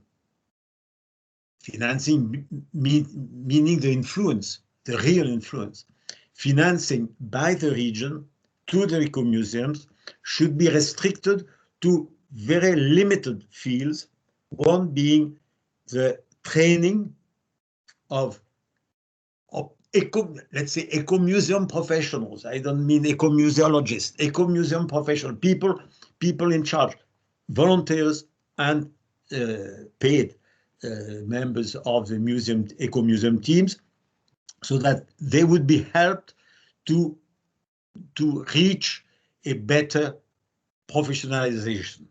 So, well, that was, and also I thought that it could also be given some help to monitoring the Ecomuseum, so that even the region could be better equipped to make decisions on the recognition of Ecomuseum and so on. But I thought that the idea of giving funds for the general functioning of the Ecomuseum was obliging the Ecomuseum to respect some rules which could be politically oriented or ideologically oriented. So this was it was my opinion. But then there is a second level, which is the local level. And then I must say that even if when the Ecomuseum is based by an association, like what you have in Italy, you have also an association in Italy like elsewhere. But even in that case, and naturally also in the other cases where the Ecomuseum is a municipal Ecomuseum, it is absolutely normal that there is a relationship between the political authority, local authority, I don't mean regional, local authority, and the professional team or volunteer team of the Ecomuseum. But this is a question of the normal relationship between the people working on the management of heritage, of living heritage, and the people politically, democratically responsible for the territory and the community.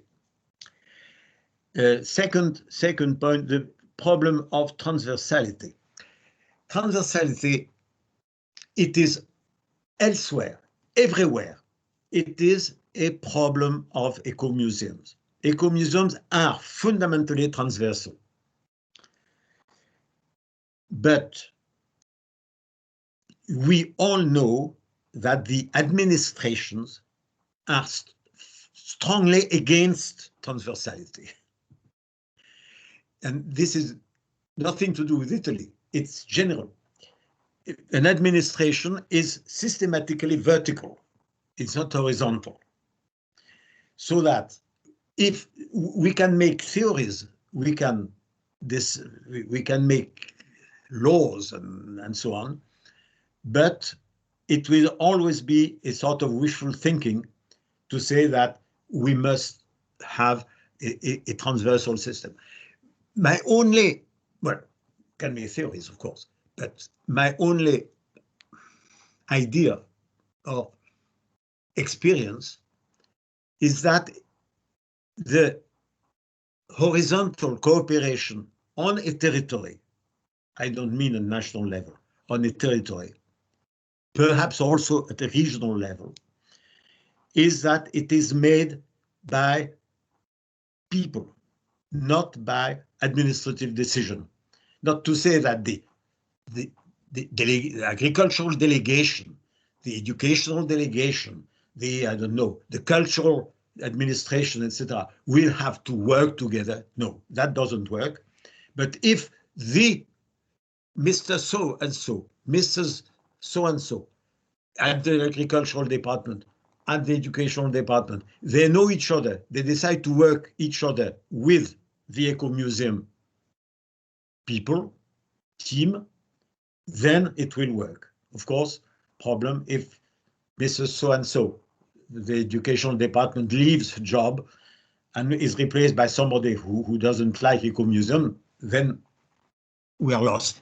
But I think it is a question of people, and Ecomuseum is built on people. So that's the horizontal question, is something to be worked on every day. 3.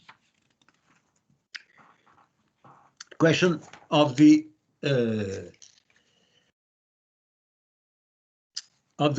problem of relationship between these regional laws, national laws, and what is the future in a country like Italy, but it could be said of other countries as well. But in Italy, it's more important because you have regional laws, and it's a unique thing. I must say that it's difficult to say. It's difficult to say in front of for instance, of Alberto Garlandini. An ecomuseum is not a museum, because an ecomuseum is not based on a collection. The ecomuseum is not made to acquire and to own the heritage of the territory. It's made to manage the life, the daily life of the heritage of the territory, which is completely different. So and it will always be, I think, if not impossible, but very difficult. That will be a fight to obtain the recognition that there are two categories of heritage. One which is dead, and it has to be dead. It has to be sterilized. It has to be kept. It has to be kept as a treasure. And this is the registered monuments, registered nature reserves and so on, and museums, and a whole world of living heritage, which has to be helped to live, not to be conserved, but to be recognized and managed by structures like ecomuseums. In France, in my country, where there are very few real ecomuseums, and we are under a unique national law, museum law, which oblige museums and even ecomuseum to have a collection, to own a collection, and to administer a collection, and to conserve its collection. And they are not the law is not interested by the rest of the heritage, of the rest of the living heritage. In this situation, it has to be organized. Something has to be done to be able to, for the future, for a sustainable future, not only to conserve a treasure, a national or local treasure, but to help the people to manage their own living heritage. But I never found a solution. I never found an answer to that. It's always a problem, because in ecomuseum there is the word museum,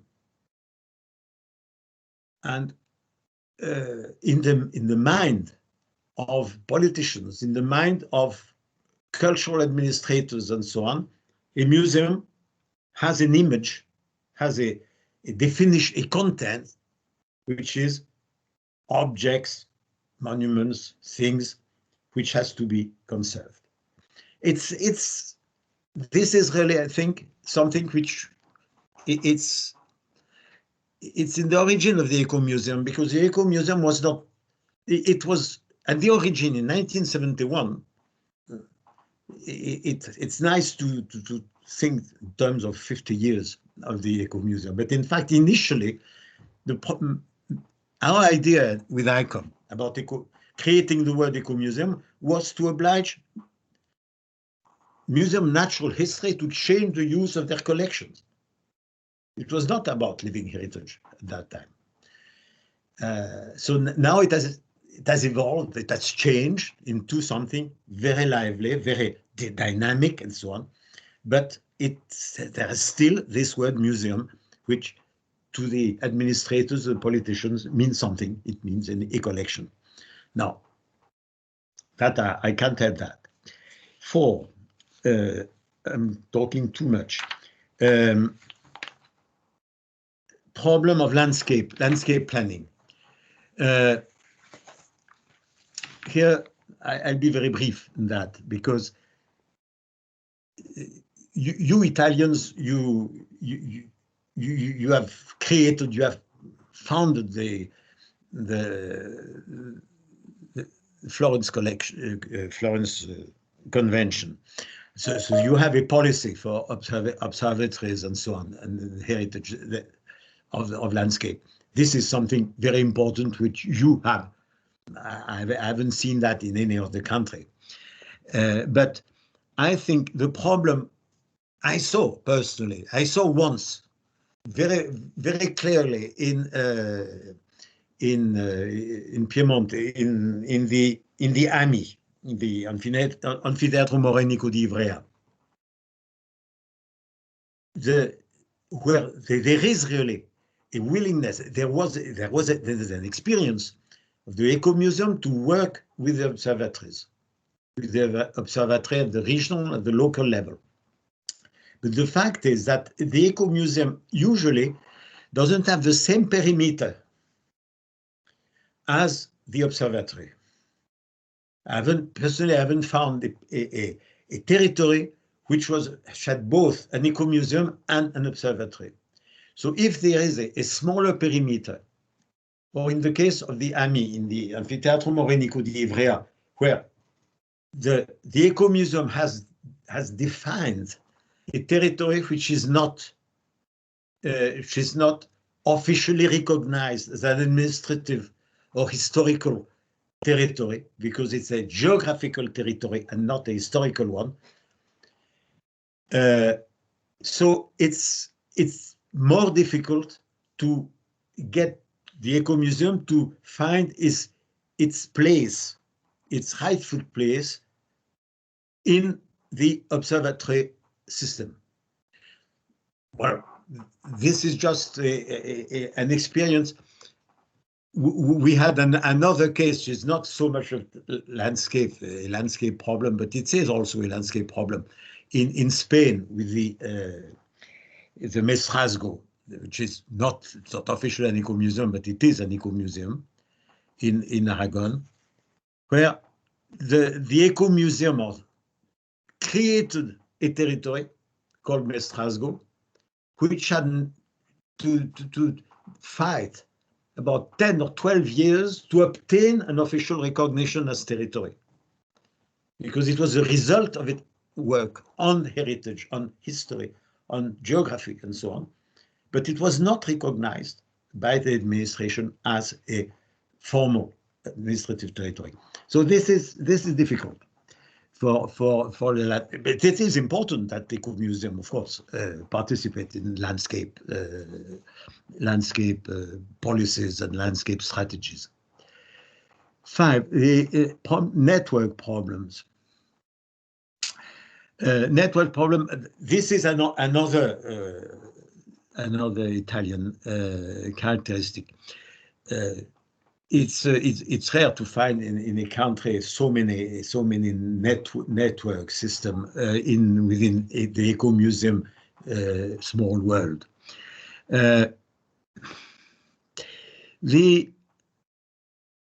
I've followed the Mondi Locali experience for a few meetings, a few years. I think the only reaction I have on this question is beware of too much formalism, too much, well, let's say, bureaucracy. The networks I have seen in Italy, they work well. They work well when there is one coordinator with very little means, very little financial facilities, but one person active, dynamic, and who knows everybody and who can talk with everybody. I'd be afraid if this became in networking, in automatic obligatory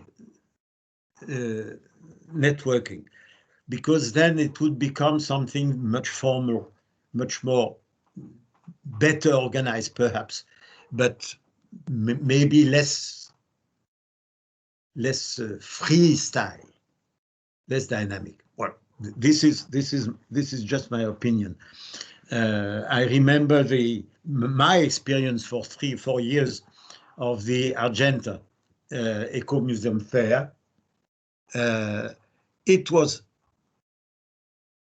something which is relatively free. People came, went, and every year it was a little different. It was not organized in an administrative, bureaucratic way, and this works well. I'm all in favor of networks, but not necessarily of formal networks. That's personal reaction. Tourism. Tourism is a big question. We could talk 1 day, 2 days about that. It would be interesting. I've had few experience in many countries and also in Italy about that. I think it's always I'm not afraid of consumer tourism. I'm not afraid of mass tourism in Ecomuseum, because first, Ecomuseum don't manage important heritage. They manage gastronomic, enogastronomic riches and so on, but they are not. It's not Florence. It's not the big monuments. It's not the Roman or Renaissance buildings and so on. So I'm not afraid of that. But I think there is a specific not research, experiencing on tourism. I suppose there is a lot which has been done already in Italy and elsewhere on this, on local tourism, on certain categories of. I remember working on that with the Ecomuseum in the well, I'll not remember the name, in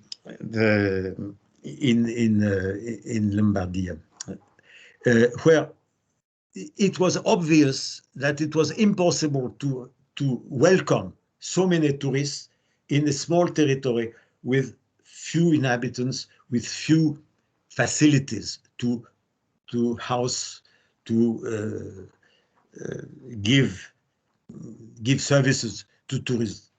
But it was possible to welcome people from the neighborhood. I mean, from the Pianura, from the small region,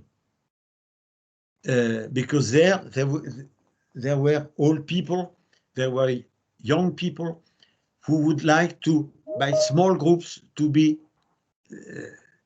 welcomed, to be housed, to be helped in a small territory with its heritage. But this is another concept of tourism, and which I found personally, I found the idea and the practice, the experimentation of this kind of tourism in Brazil, what they call turismo de base comunitaria. So the idea of giving the community itself taking the initiative of creating its own tourism product with its own production, but also so that the 100% of the financial returns of the tourism would be given back to the local people, to the community. And leverage not only members of the community, but the collective, the community itself. This is. I think. I'd like to hear more from you, the Italian Ecomuseums, about tourism and your own strategies and your own experiences on that, because this would be of interest to the rest of the world, not only to Italy. Evaluation. Well, this is another big topic which I would like to discuss with some of you, but not like that, because evaluation, to me, in an organization, an institution like an Ecomuseum, if an Ecomuseum is an institution, that the evaluation is something vital, something essential, but it has to be done by the community itself and the various actors of the Ecomuseum. It's what is said, what Giuseppe said in his summary. But I had an idea in reading his text, is that why not to use the dynamic of the Mappa di Comunità to invent another thing, not to use the Mappa di Comunità for evaluation, but to use the same method. I mean, using volunteers from the community to work on not only on the identification, inventorization of the heritage, but now of the action, the quality of the actions, so that they would be responsible not only to say what they consider their heritage, but how they consider what is being done recently to their heritage with them, and so on. So I think you would invent, you Italians, you would invent a method, your own method.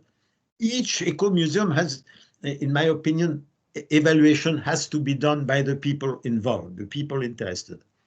So each Ecomuseum could devise its own method, like they devise their own method for Mappa di Comunità. It's the same, to me, it's the same problematics. Local economic development. Well, first, I don't like talking only about local economic development. I like to talk about local development, which implies a part of economy, but with the other aspects, the social, cultural, environmental, etc. But I think there you have, the problem is that there are communities, the communities which own their heritage, their living heritage, and which use their living heritage with the same idea, that always the idea that the inhabitant of a territory where there is an Ecomuseum is recognized both as owner and user of the heritage of the community. In that case, the problem is that not the technology, but the development needs a capacity, needs a know-how, needs how to do it. The advantage of the administrators, of the public servants, the advantage of the politicians and so on, is that they are professionals of development in a way. They know how to do it. They know the economic rules. They are supposed to be able to decide how to manage the equipment, to manage the organization of the territory, and so on. So the inhabitants, the citizens, they don't know. They have never been taught at school how to manage their territory. to know where there must be a road, to know how to preserve or reorganize an equipment and so on. So the role of the Ecomuseum, in my opinion,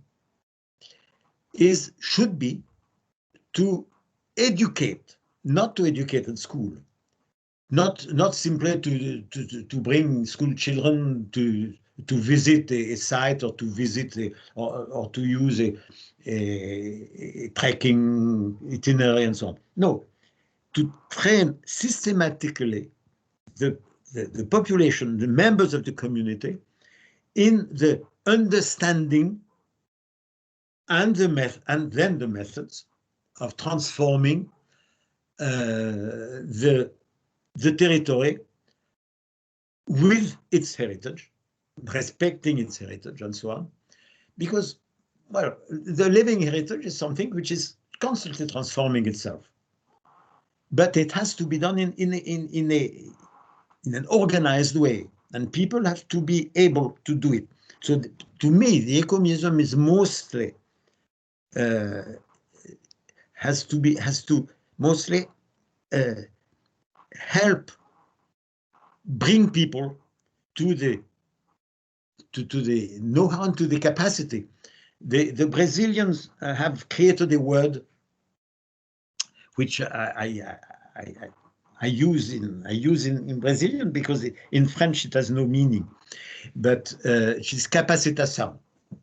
It's bringing people to the capacity, to the ability to run their own affairs. This is a rule of democracy, actually. But I think the Ecomuseum could help its community and the members of its community, each member and the collective of the community, to adapt themselves to change, adapt themselves to the way of improving their future, of being sustainable, of being this is the rule of the subsidiarity. Well, it's another thing. It would be long to discuss that. And then, but finally, economically, there is something which could be maybe suggested to ecomuseums, which is what I try to call in my not in the book which has been published now about Ecomuseum, but on the Radici del Futuro, which is in 2002, which is establishing, but hasn't been translated into English, so it's difficult to say. Find a method to calculate the economic balance of the living heritage we are talking about. How can we define, and you can find here, I looked at that before today, it's on page 110, 111 in the Italian version of the book.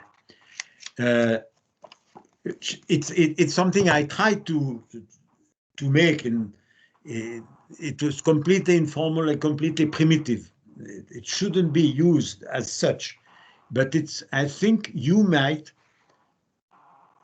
use this kind of thing as a base to develop your own system of analysis, of diagnosis of the economic meaning, economic future of your living heritage. Not to talk about the economics of Ecomuseum, but the economics of living heritage and the management of living heritage. Well, I think I talked too much, but about the future of Ecomuseum, I don't want to talk about the future of Ecomuseum, because an Ecomuseum is something which is constantly moving, constantly evolving. An Ecomuseum I'd say has no future. It is something which is changing. Maybe it will become something else. Maybe, like it has been done already in many eco-museums, become a museum or become something else, which has nothing, which is not called eco-museum, but which will reply to the needs of the local population of the community, which is after all our aim in the everyday. Thank you. It's too long. Thanks. No, it was exactly. I mean, we had a schedule, and you were on time. We were long at the beginning, so we of course are running a bit late. But if you all agree, we can still stay a bit. There are students that have questions for you, and also there are. I can already see one hand, one raised hand. I see people clapping with Teams fake clap, but you are receiving many claps from all of us. And I would say, if you all agree, I will leave the floor to the students. They have questions. I will collect now all the questions. So after the students, if you have questions, comment, we will collect everything, and we will leave you the time for a final reflection based on students' questions and other reactions and questions. Does it work for you? Yeah. For me, it's okay. Okay, okay, it's okay for all of us. So let's start with Florian. Hello. First of all, I would like to thank all the speakers and especially Hugues De Varine. Mr. De Varine, you have created a typology of community museums in Brazil. As you say, they appear in a developing territory and call for the management of living heritage by or with the community. Some, such as identity museums or indigenous museums, have a strong political dimensions. Are there such museums in the West?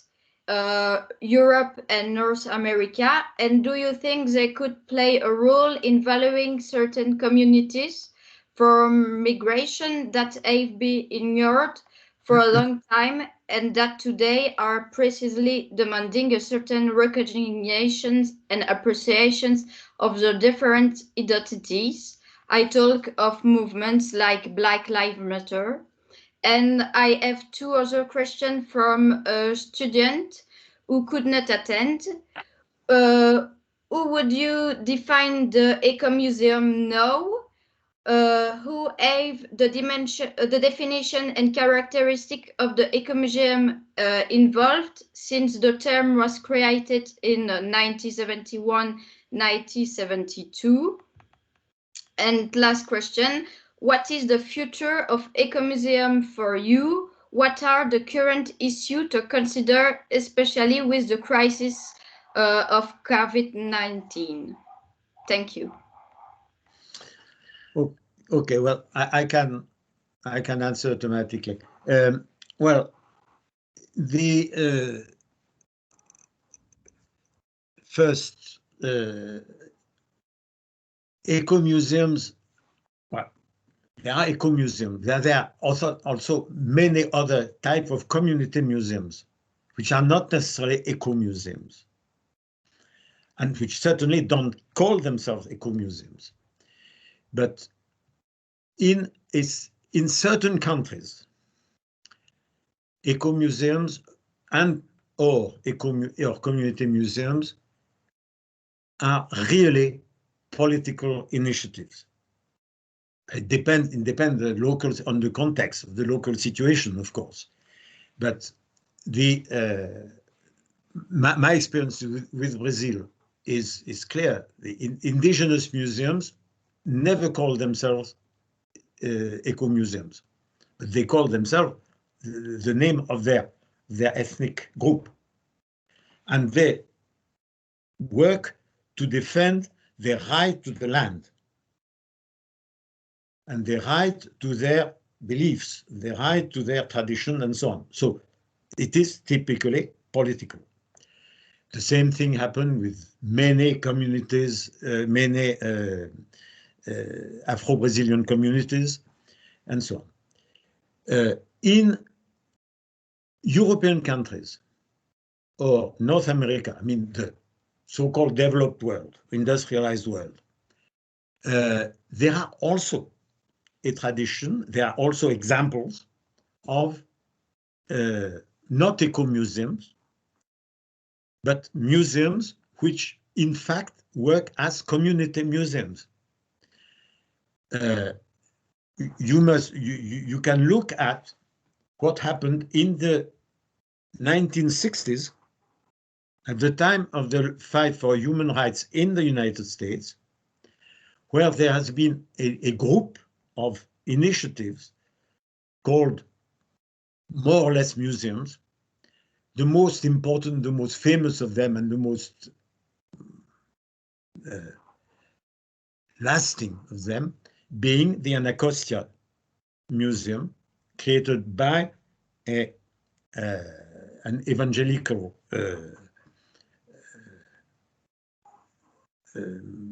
priest in his community of Anacostia, a black community in Washington, D.C.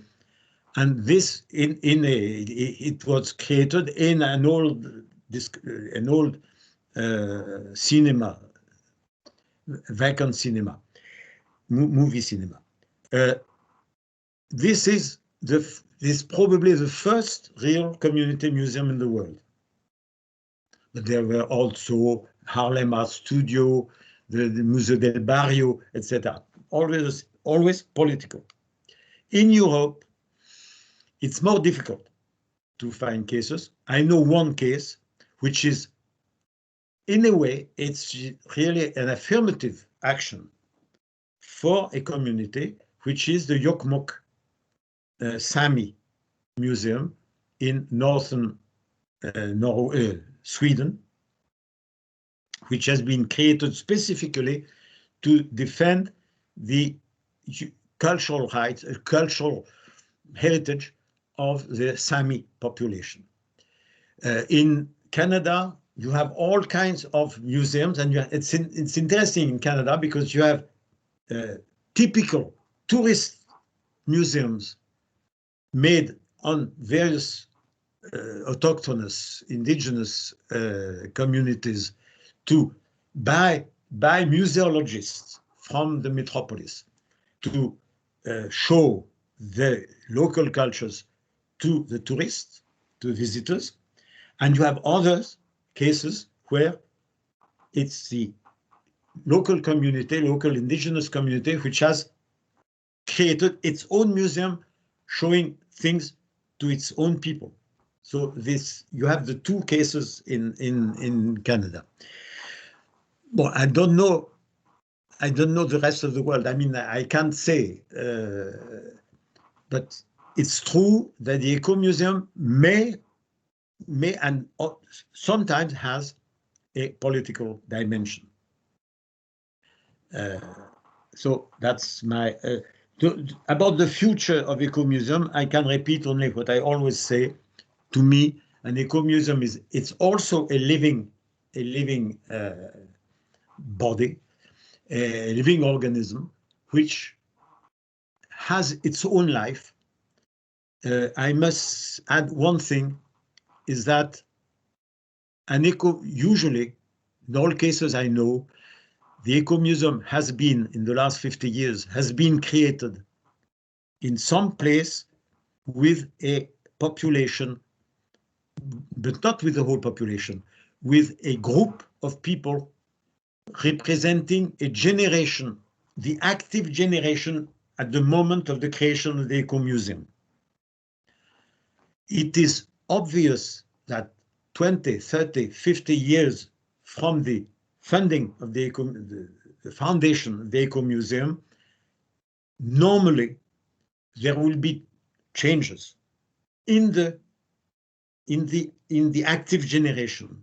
So the new active generation will possibly have other ideas about their heritage, about the management of its heritage, of this heritage, and so on, the needs of the populations, etc. So I can't say that a museum, the British Museum is there forever. An Ecomuseum is there when it's useful. If it's no longer useful, it will probably disappear. So as there are no collections, it's not made for conserving a collection, it can disappear without any problem and be replaced by something else. Okay. Okay, thank you. Ocean.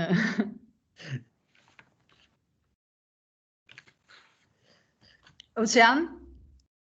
Hello. Hello. Hello.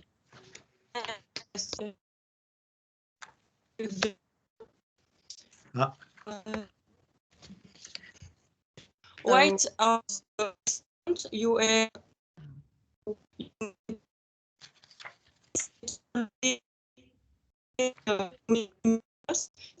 by a community like Brazil in Europe and more especially in West Europe, Belgium, France. I ask myself this question because I have the impression that in Europe it is much less possible, if not at all possible, for an untrained person to be able to create and manage a museum. Ocean, your speech was cut. Maybe you could copy and put in the chat. Okay. If possible. Yes, I see. Because it wasn't the same page. A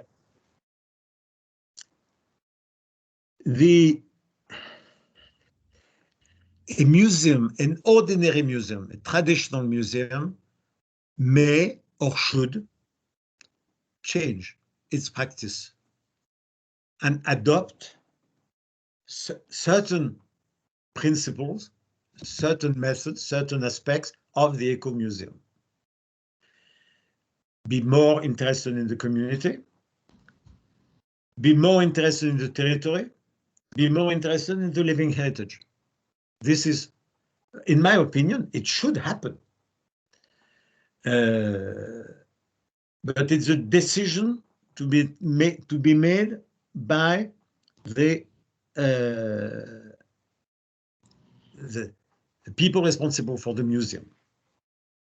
So, as I said before, the museum, the Ecomuseum is not really a museum because it has no collection. It is not based on a collection, even if it has one. But the museum laws, particularly in France, which I know more than others, but it's true also in Brazil, it's true also in Portugal, it's true also in Spain, and so on. And it's true with ICON. The museum is essentially centered on a collection, and it's very difficult to, at the same time, to manage a collection, conserve a collection, preserve a collection, exhibit a collection, and so on, and be interested in the vast diversity of the living heritage, which is disappearing, which is eroding, which is changing all the time. It's something which the museum professionals are not used to. That they made preventive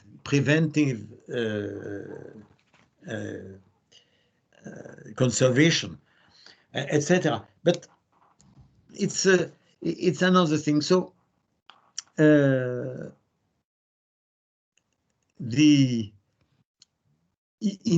in our European countries, apart from Italy with their laws, their regional laws, that's an incredible invention of Italy.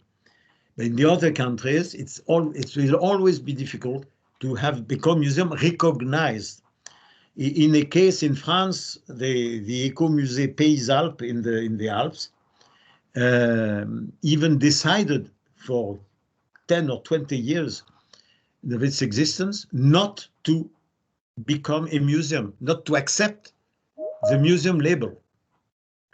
And this Ecomuseum had to manage a museum, a small museum, which was part of its network, local network. But it runs its local museum normally, like a museum, but the Ecomuseum itself was not labeled museum. Now I think it has changed, but this is always, I know Ecomuseum like Fourmi and Le Creusot, which are supposed to be called Ecomuseum, but in fact they are in museums which are completely asphyxiated by their collection. They have so many objects. They have accumulated so many objects. After a long period of community action, the community brought objects to the museum. The museum didn't reject the ownership of this object, so it didn't work. It became a museum. And why not? Well, I don't know if it answers all the question, but this question again is the fact that the Ecomuseum has the word museum, but is not a museum in the traditional sense. Pauline, and I will ask Pauline and Camille to go one after the other. So first Pauline, then Camille.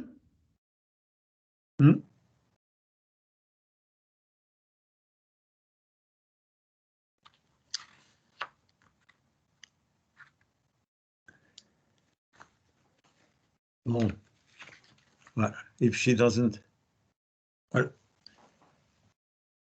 Camille, are you there? Yes. Yes, you can go ahead. Yes, okay. Thank you for all thank you to all the speakers for the discussion. Mr. De Varine, I was wondering if the Ecomuseum concept was more difficult to apply to urban areas and bigger cities, especially in an ecological way, or on the contrary, would it be a sustainable solution from a perspective of ecological transition? Thank you. Well, next time you come to Italy, you ask Raul Dal Santo to answer that, because of course there are ecomuseums in cities. Maybe it's not a phenomenon which is as well known that for rural areas. But in fact, many ecomuseums are established or have been created in cities, in urban territories, in urban areas. The first one, as far as I know, the first one in France at least, was Le Creusot-Monceau. It was not one city, but it was a group of cities. It was an urban, what is called in France, an urban community. And it was industrial areas, industrial cities. The case of the Ecomuseum still in France, of Fresnes or Val de Bièvre, it's around Paris, it's near Paris. In Italy, Parabiago is the case. Parabiago, it's smaller town, but in the suburbs of Milan. But Milan North, there is an ecomuseum in the north of Milan, another ecomuseum in the south of Milan. It's always the same thing. And in Rio de Janeiro, you have I don't know how many ecomuseums created in favelas. It's another type of political movement. It's not only to receive tourists, it's just to help people to reaffirm their existence, their identity, and so on. So, no, in fact, the answer is really an eco-museum can be an urban museum. And the best case is the Ecomusée du Tiers-Monde in Montreal. It's probably the best case in the world now. Again, Pauline, if she's there, and then Giulia, one after the other. Pauline, I think she cannot, because I see her, but probably she cannot open. If you can put your question in the chat, Pauline, then Giulia can read both. Okay, the question is there. I would ask Giulia to read Pauline's question and then to ask her own question. The only thing is that I don't have access to the chat. I'll do that. So Okay. Okay. Go ahead with your question and I'll read Pauline once. Okay. First of all, thank you to all the speakers. It was really interesting. My question is about the risks that can occur within the experience in Ecomuseum. So do you think that in the Ecomuseum experience there might be a risk of no longer showing reality as itself, but an image that a population wants to show of itself? So like becoming a deformed or distorting mirror. So is this one of the main reasons why there should be scientific committee? Oh, that's the question. Thank you.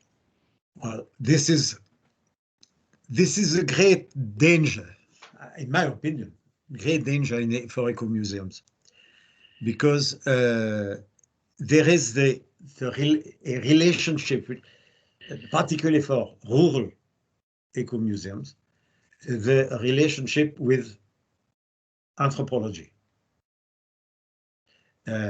It's so close, and the idea, that's where we must really be very clear.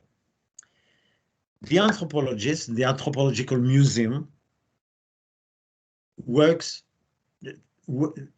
with people as informers, and they collect the intangible things, they collect memories, they collect objects, they collect the meaning of the objects, and so on. And then through exhibitions and through publications, they will restitute them to the people of the community or the group. The Ecomuseum, it is exactly the contrary. I mean, it's the people in principle. It doesn't always, it's not always like that, of course. It's the sort of ideal, the sort of theory. But the Ecomuseum should start the people, and the Mappa di Comunità is a very good example. It's not, they are not looking at themselves. They are looking at their property. They are looking at their resources. It's exactly like if they were counting their gold coins, or the importance of their house furniture. They are looking not at themselves. They are not looking at themselves in a mirror. They are looking at a living environment, natural, cultural, a living environment, to understand, to improve their future, improve the future of their children, grandchildren, etc. So it's very different. Again, the anthropological museum create an a collection. The best case, and this is something which has been a misunderstanding, a traditional misunderstanding between ecomuseums and anthropologists, is the open-air museum. The open-air museum, in Scandinavia, for instance, the open-air museum is a community museum, because usually in the small villages in Norway or Sweden, the open-air museums have been created in the village by the people. They were carrying their old houses in one small park to rebuild them and to have their own thing. This is typical anthropological museum, even if it's not made by anthropologists. They are made by the local people, but to look at themselves and to keep them. That's the conservation thing. Why? In one case in France, the Ecomusée d'Alsace, in Alsace, in eastern France, it's incredible. It's an eco-museum which has been created as an eco-museum, but which is in fact an open-air museum. And being an open-air museum, it's a huge collection of buildings, of houses, and the furniture of the houses, and even the environment of the houses. It's an enormous thing, but which has problems of conservation and of exhibitions to tourists coming from Germany, mostly. So it's a museum. It's not an eco-museum, maybe even if it's called an eco-museum. Another case in France, which is different, which is not called Ecomuseum, but it's the Museum of Nancray in Franche-Comté, which is an open-air museum, but which has been reorganized by a new director about 20 years ago to make them useful to the population of the region. Because it is an open-air museum which has a collection of houses and so on, and furniture and everything. But the objective, the aim, is not just to receive tourists. It is to help the inhabitants of the region to better improve their own houses, their own architecture, their own conservation of their way of life and so on, or modernizing their way of life, introducing all methods of preserving energy, of changing ways for treatment of garbage and so on.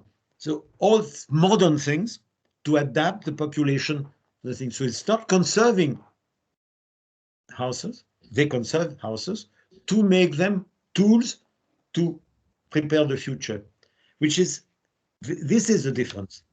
So, but of course, a good eco-museum should be able to rely on scholars, not only anthropologists or sociologists, but also people who would help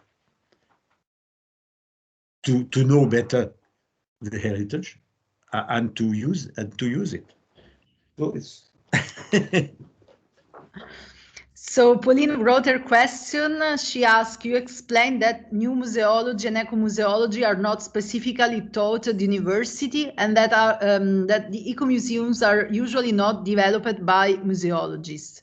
If these museum forms were of museological initiative, how would it influence the project, in your opinion? And so no, I didn't get it. I didn't know what you were reading the text by Pauline Duret? Yeah, the first one was where did you get interest into ecomuseums, or what do you like about this project? Yes, I see. She had a second question that is related with the new museology not being taught at university. So it's a two-piece question. Well, I'm sorry, I missed the first line. Sorry. No, but the first line, it's very simple. My interest for it was because I was interested in using the heritage for development. So the Ecomuseum appeared to me as one tool, one very interesting tool to associate the population to its own development. And development being based on resources, human resources and cultural and natural resources. The Ecomuseum was the obvious experience for local development. So that's it.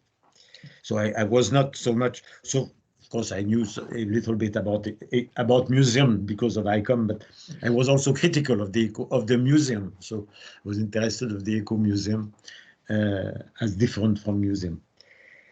So on the professional side, I don't think I've ever met an ecomuseologist who would have been trained and have a degree in ecomuseology. I think all ecomuseums I know have been founded by people who wanted to do something for the heritage, living heritage of their community on their territory. The motivation was important. The knowledge, the training, etc., was indifferent. Some were museum people or had been trained as museum people. Some have been trained as educators.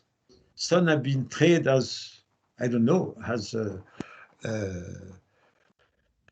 one I know very well, a friend had been trained as a, I think it's a naval something, something to do with the sea. But there are people simply who are interested in working and in putting together a group of people from the community to work on the living heritage of the territory and the community. That's all. Then it happens. For instance, the Odalis Priosti in Brazil, who was just a secondary school teacher. She was interested in history. She was interested in historical research on her community and her territory. And then she looked at memory and she looked at heritage. And she heard the Ecomuseum idea, and she decided to create an Ecomuseum on their territory with their community. But then, years after having created the Ecomuseum, she started the idea of getting a master, a master in museology. But in fact, then she wanted to have a doctor, PhD. But then since at that time in Brazil, there was no PhD in museology, she got a PhD in, I don't know if it was in education or communication or something like that. But so she got trained in things very sophisticated, very university, academic, and so on. But after having created the Ecomuseum, well, it helped her, of course, because she was at that time 60 years old or 50 years old and so on. But it helped her to take some distance from her work in an Ecomuseum and so on. She met other people. She entered in other type of academic disciplines. So it was important. But originally, she was never trained. And all the people I know have never been trained in ecomuseology. Maybe one day, and I would be afraid to, it's a typically, Ecomuseum is typically in an unacademic discipline, if I can speak of discipline. It's not a discipline. It's a horizontal thing. It has to deal with all kinds of disciplines. Somebody with a great experience of something, could be an architect, could be a philosopher, could be a teacher, etc., can be a very good founder or member of the team or coordinator of an eco-museum, because he or she will use her network, her relationships to find the competence that he or she needs in other specialty. The danger I've always found in museums was when the director of a museum is an archaeologist, or is an art historian, or is I don't know, a specialist of Beatles, and he or she will systematically go on further his own specialty, even if he or she is really open-minded. But then it's normal. It's a specialty. Well, it's my experience. Maybe there are other ideas about that. Thank you. If we want to just stay 1 minute more, Edo Brichetti has raised his hand from the very beginning of this, so I will of course leave Edo Brichetti the floor. But very, very quickly, because I wanted to pose a question to Hugues De Varine, but I realized he answered all my. I am a special acknowledgement to Hugues De Varine, and his exposition, his survey about all the arguments, themes, very, very good, very complete. Because my only concern, I just only state it, is that, well, I am involved in 5 eco-museums, from the mountains to the town to the plains. And what you realize is that Ecomuseum is an abstract conception. So it is something which should be put into practice.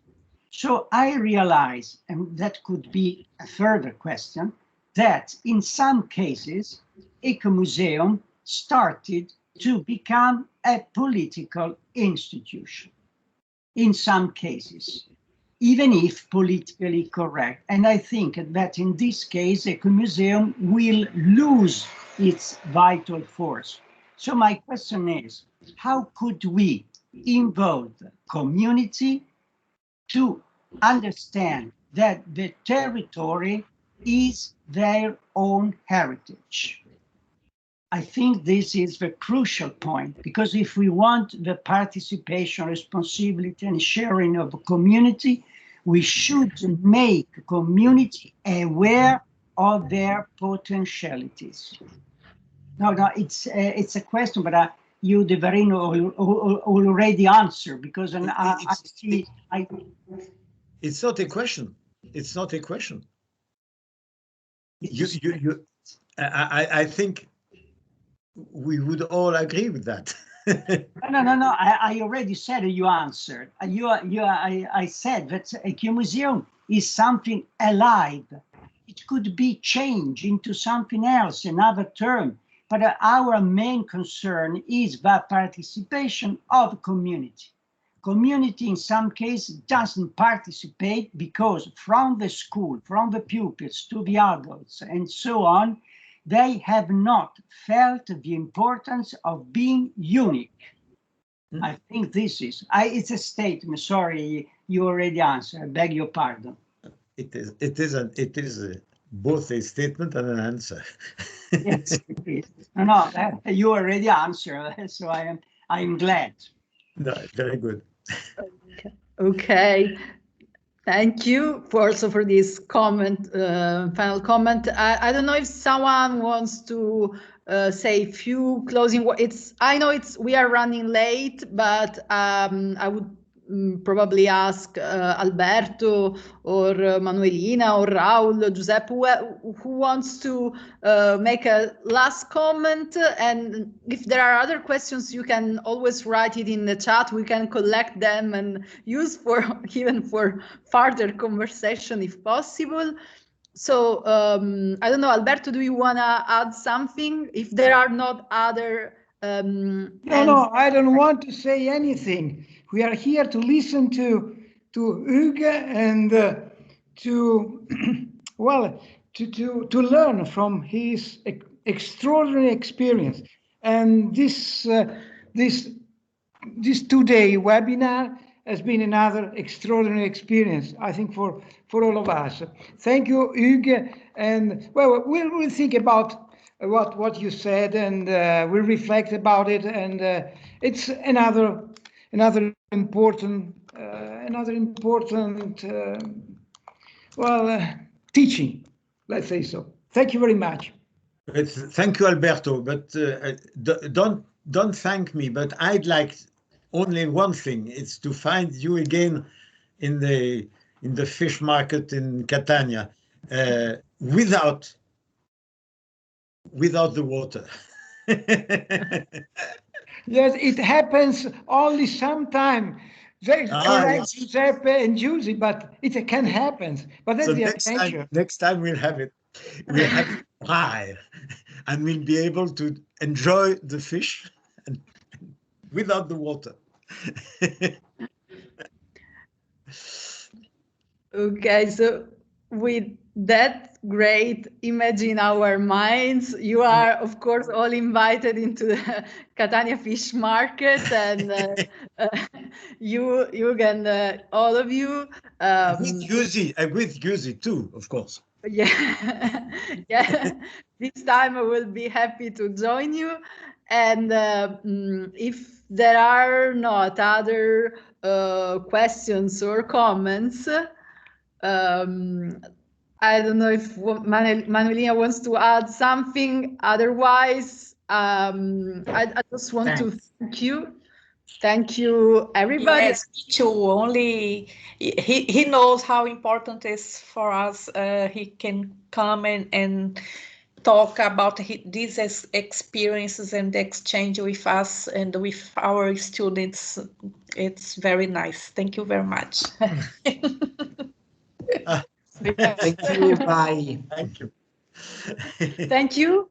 And a real clap from all of us. If you can open your mic, we can really clap. At least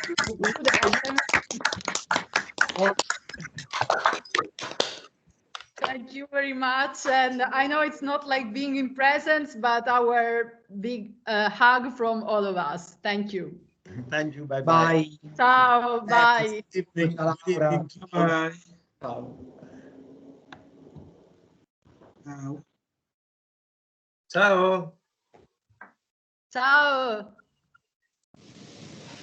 Ciao a tutti. Ciao. Ciao ciao. Grazie.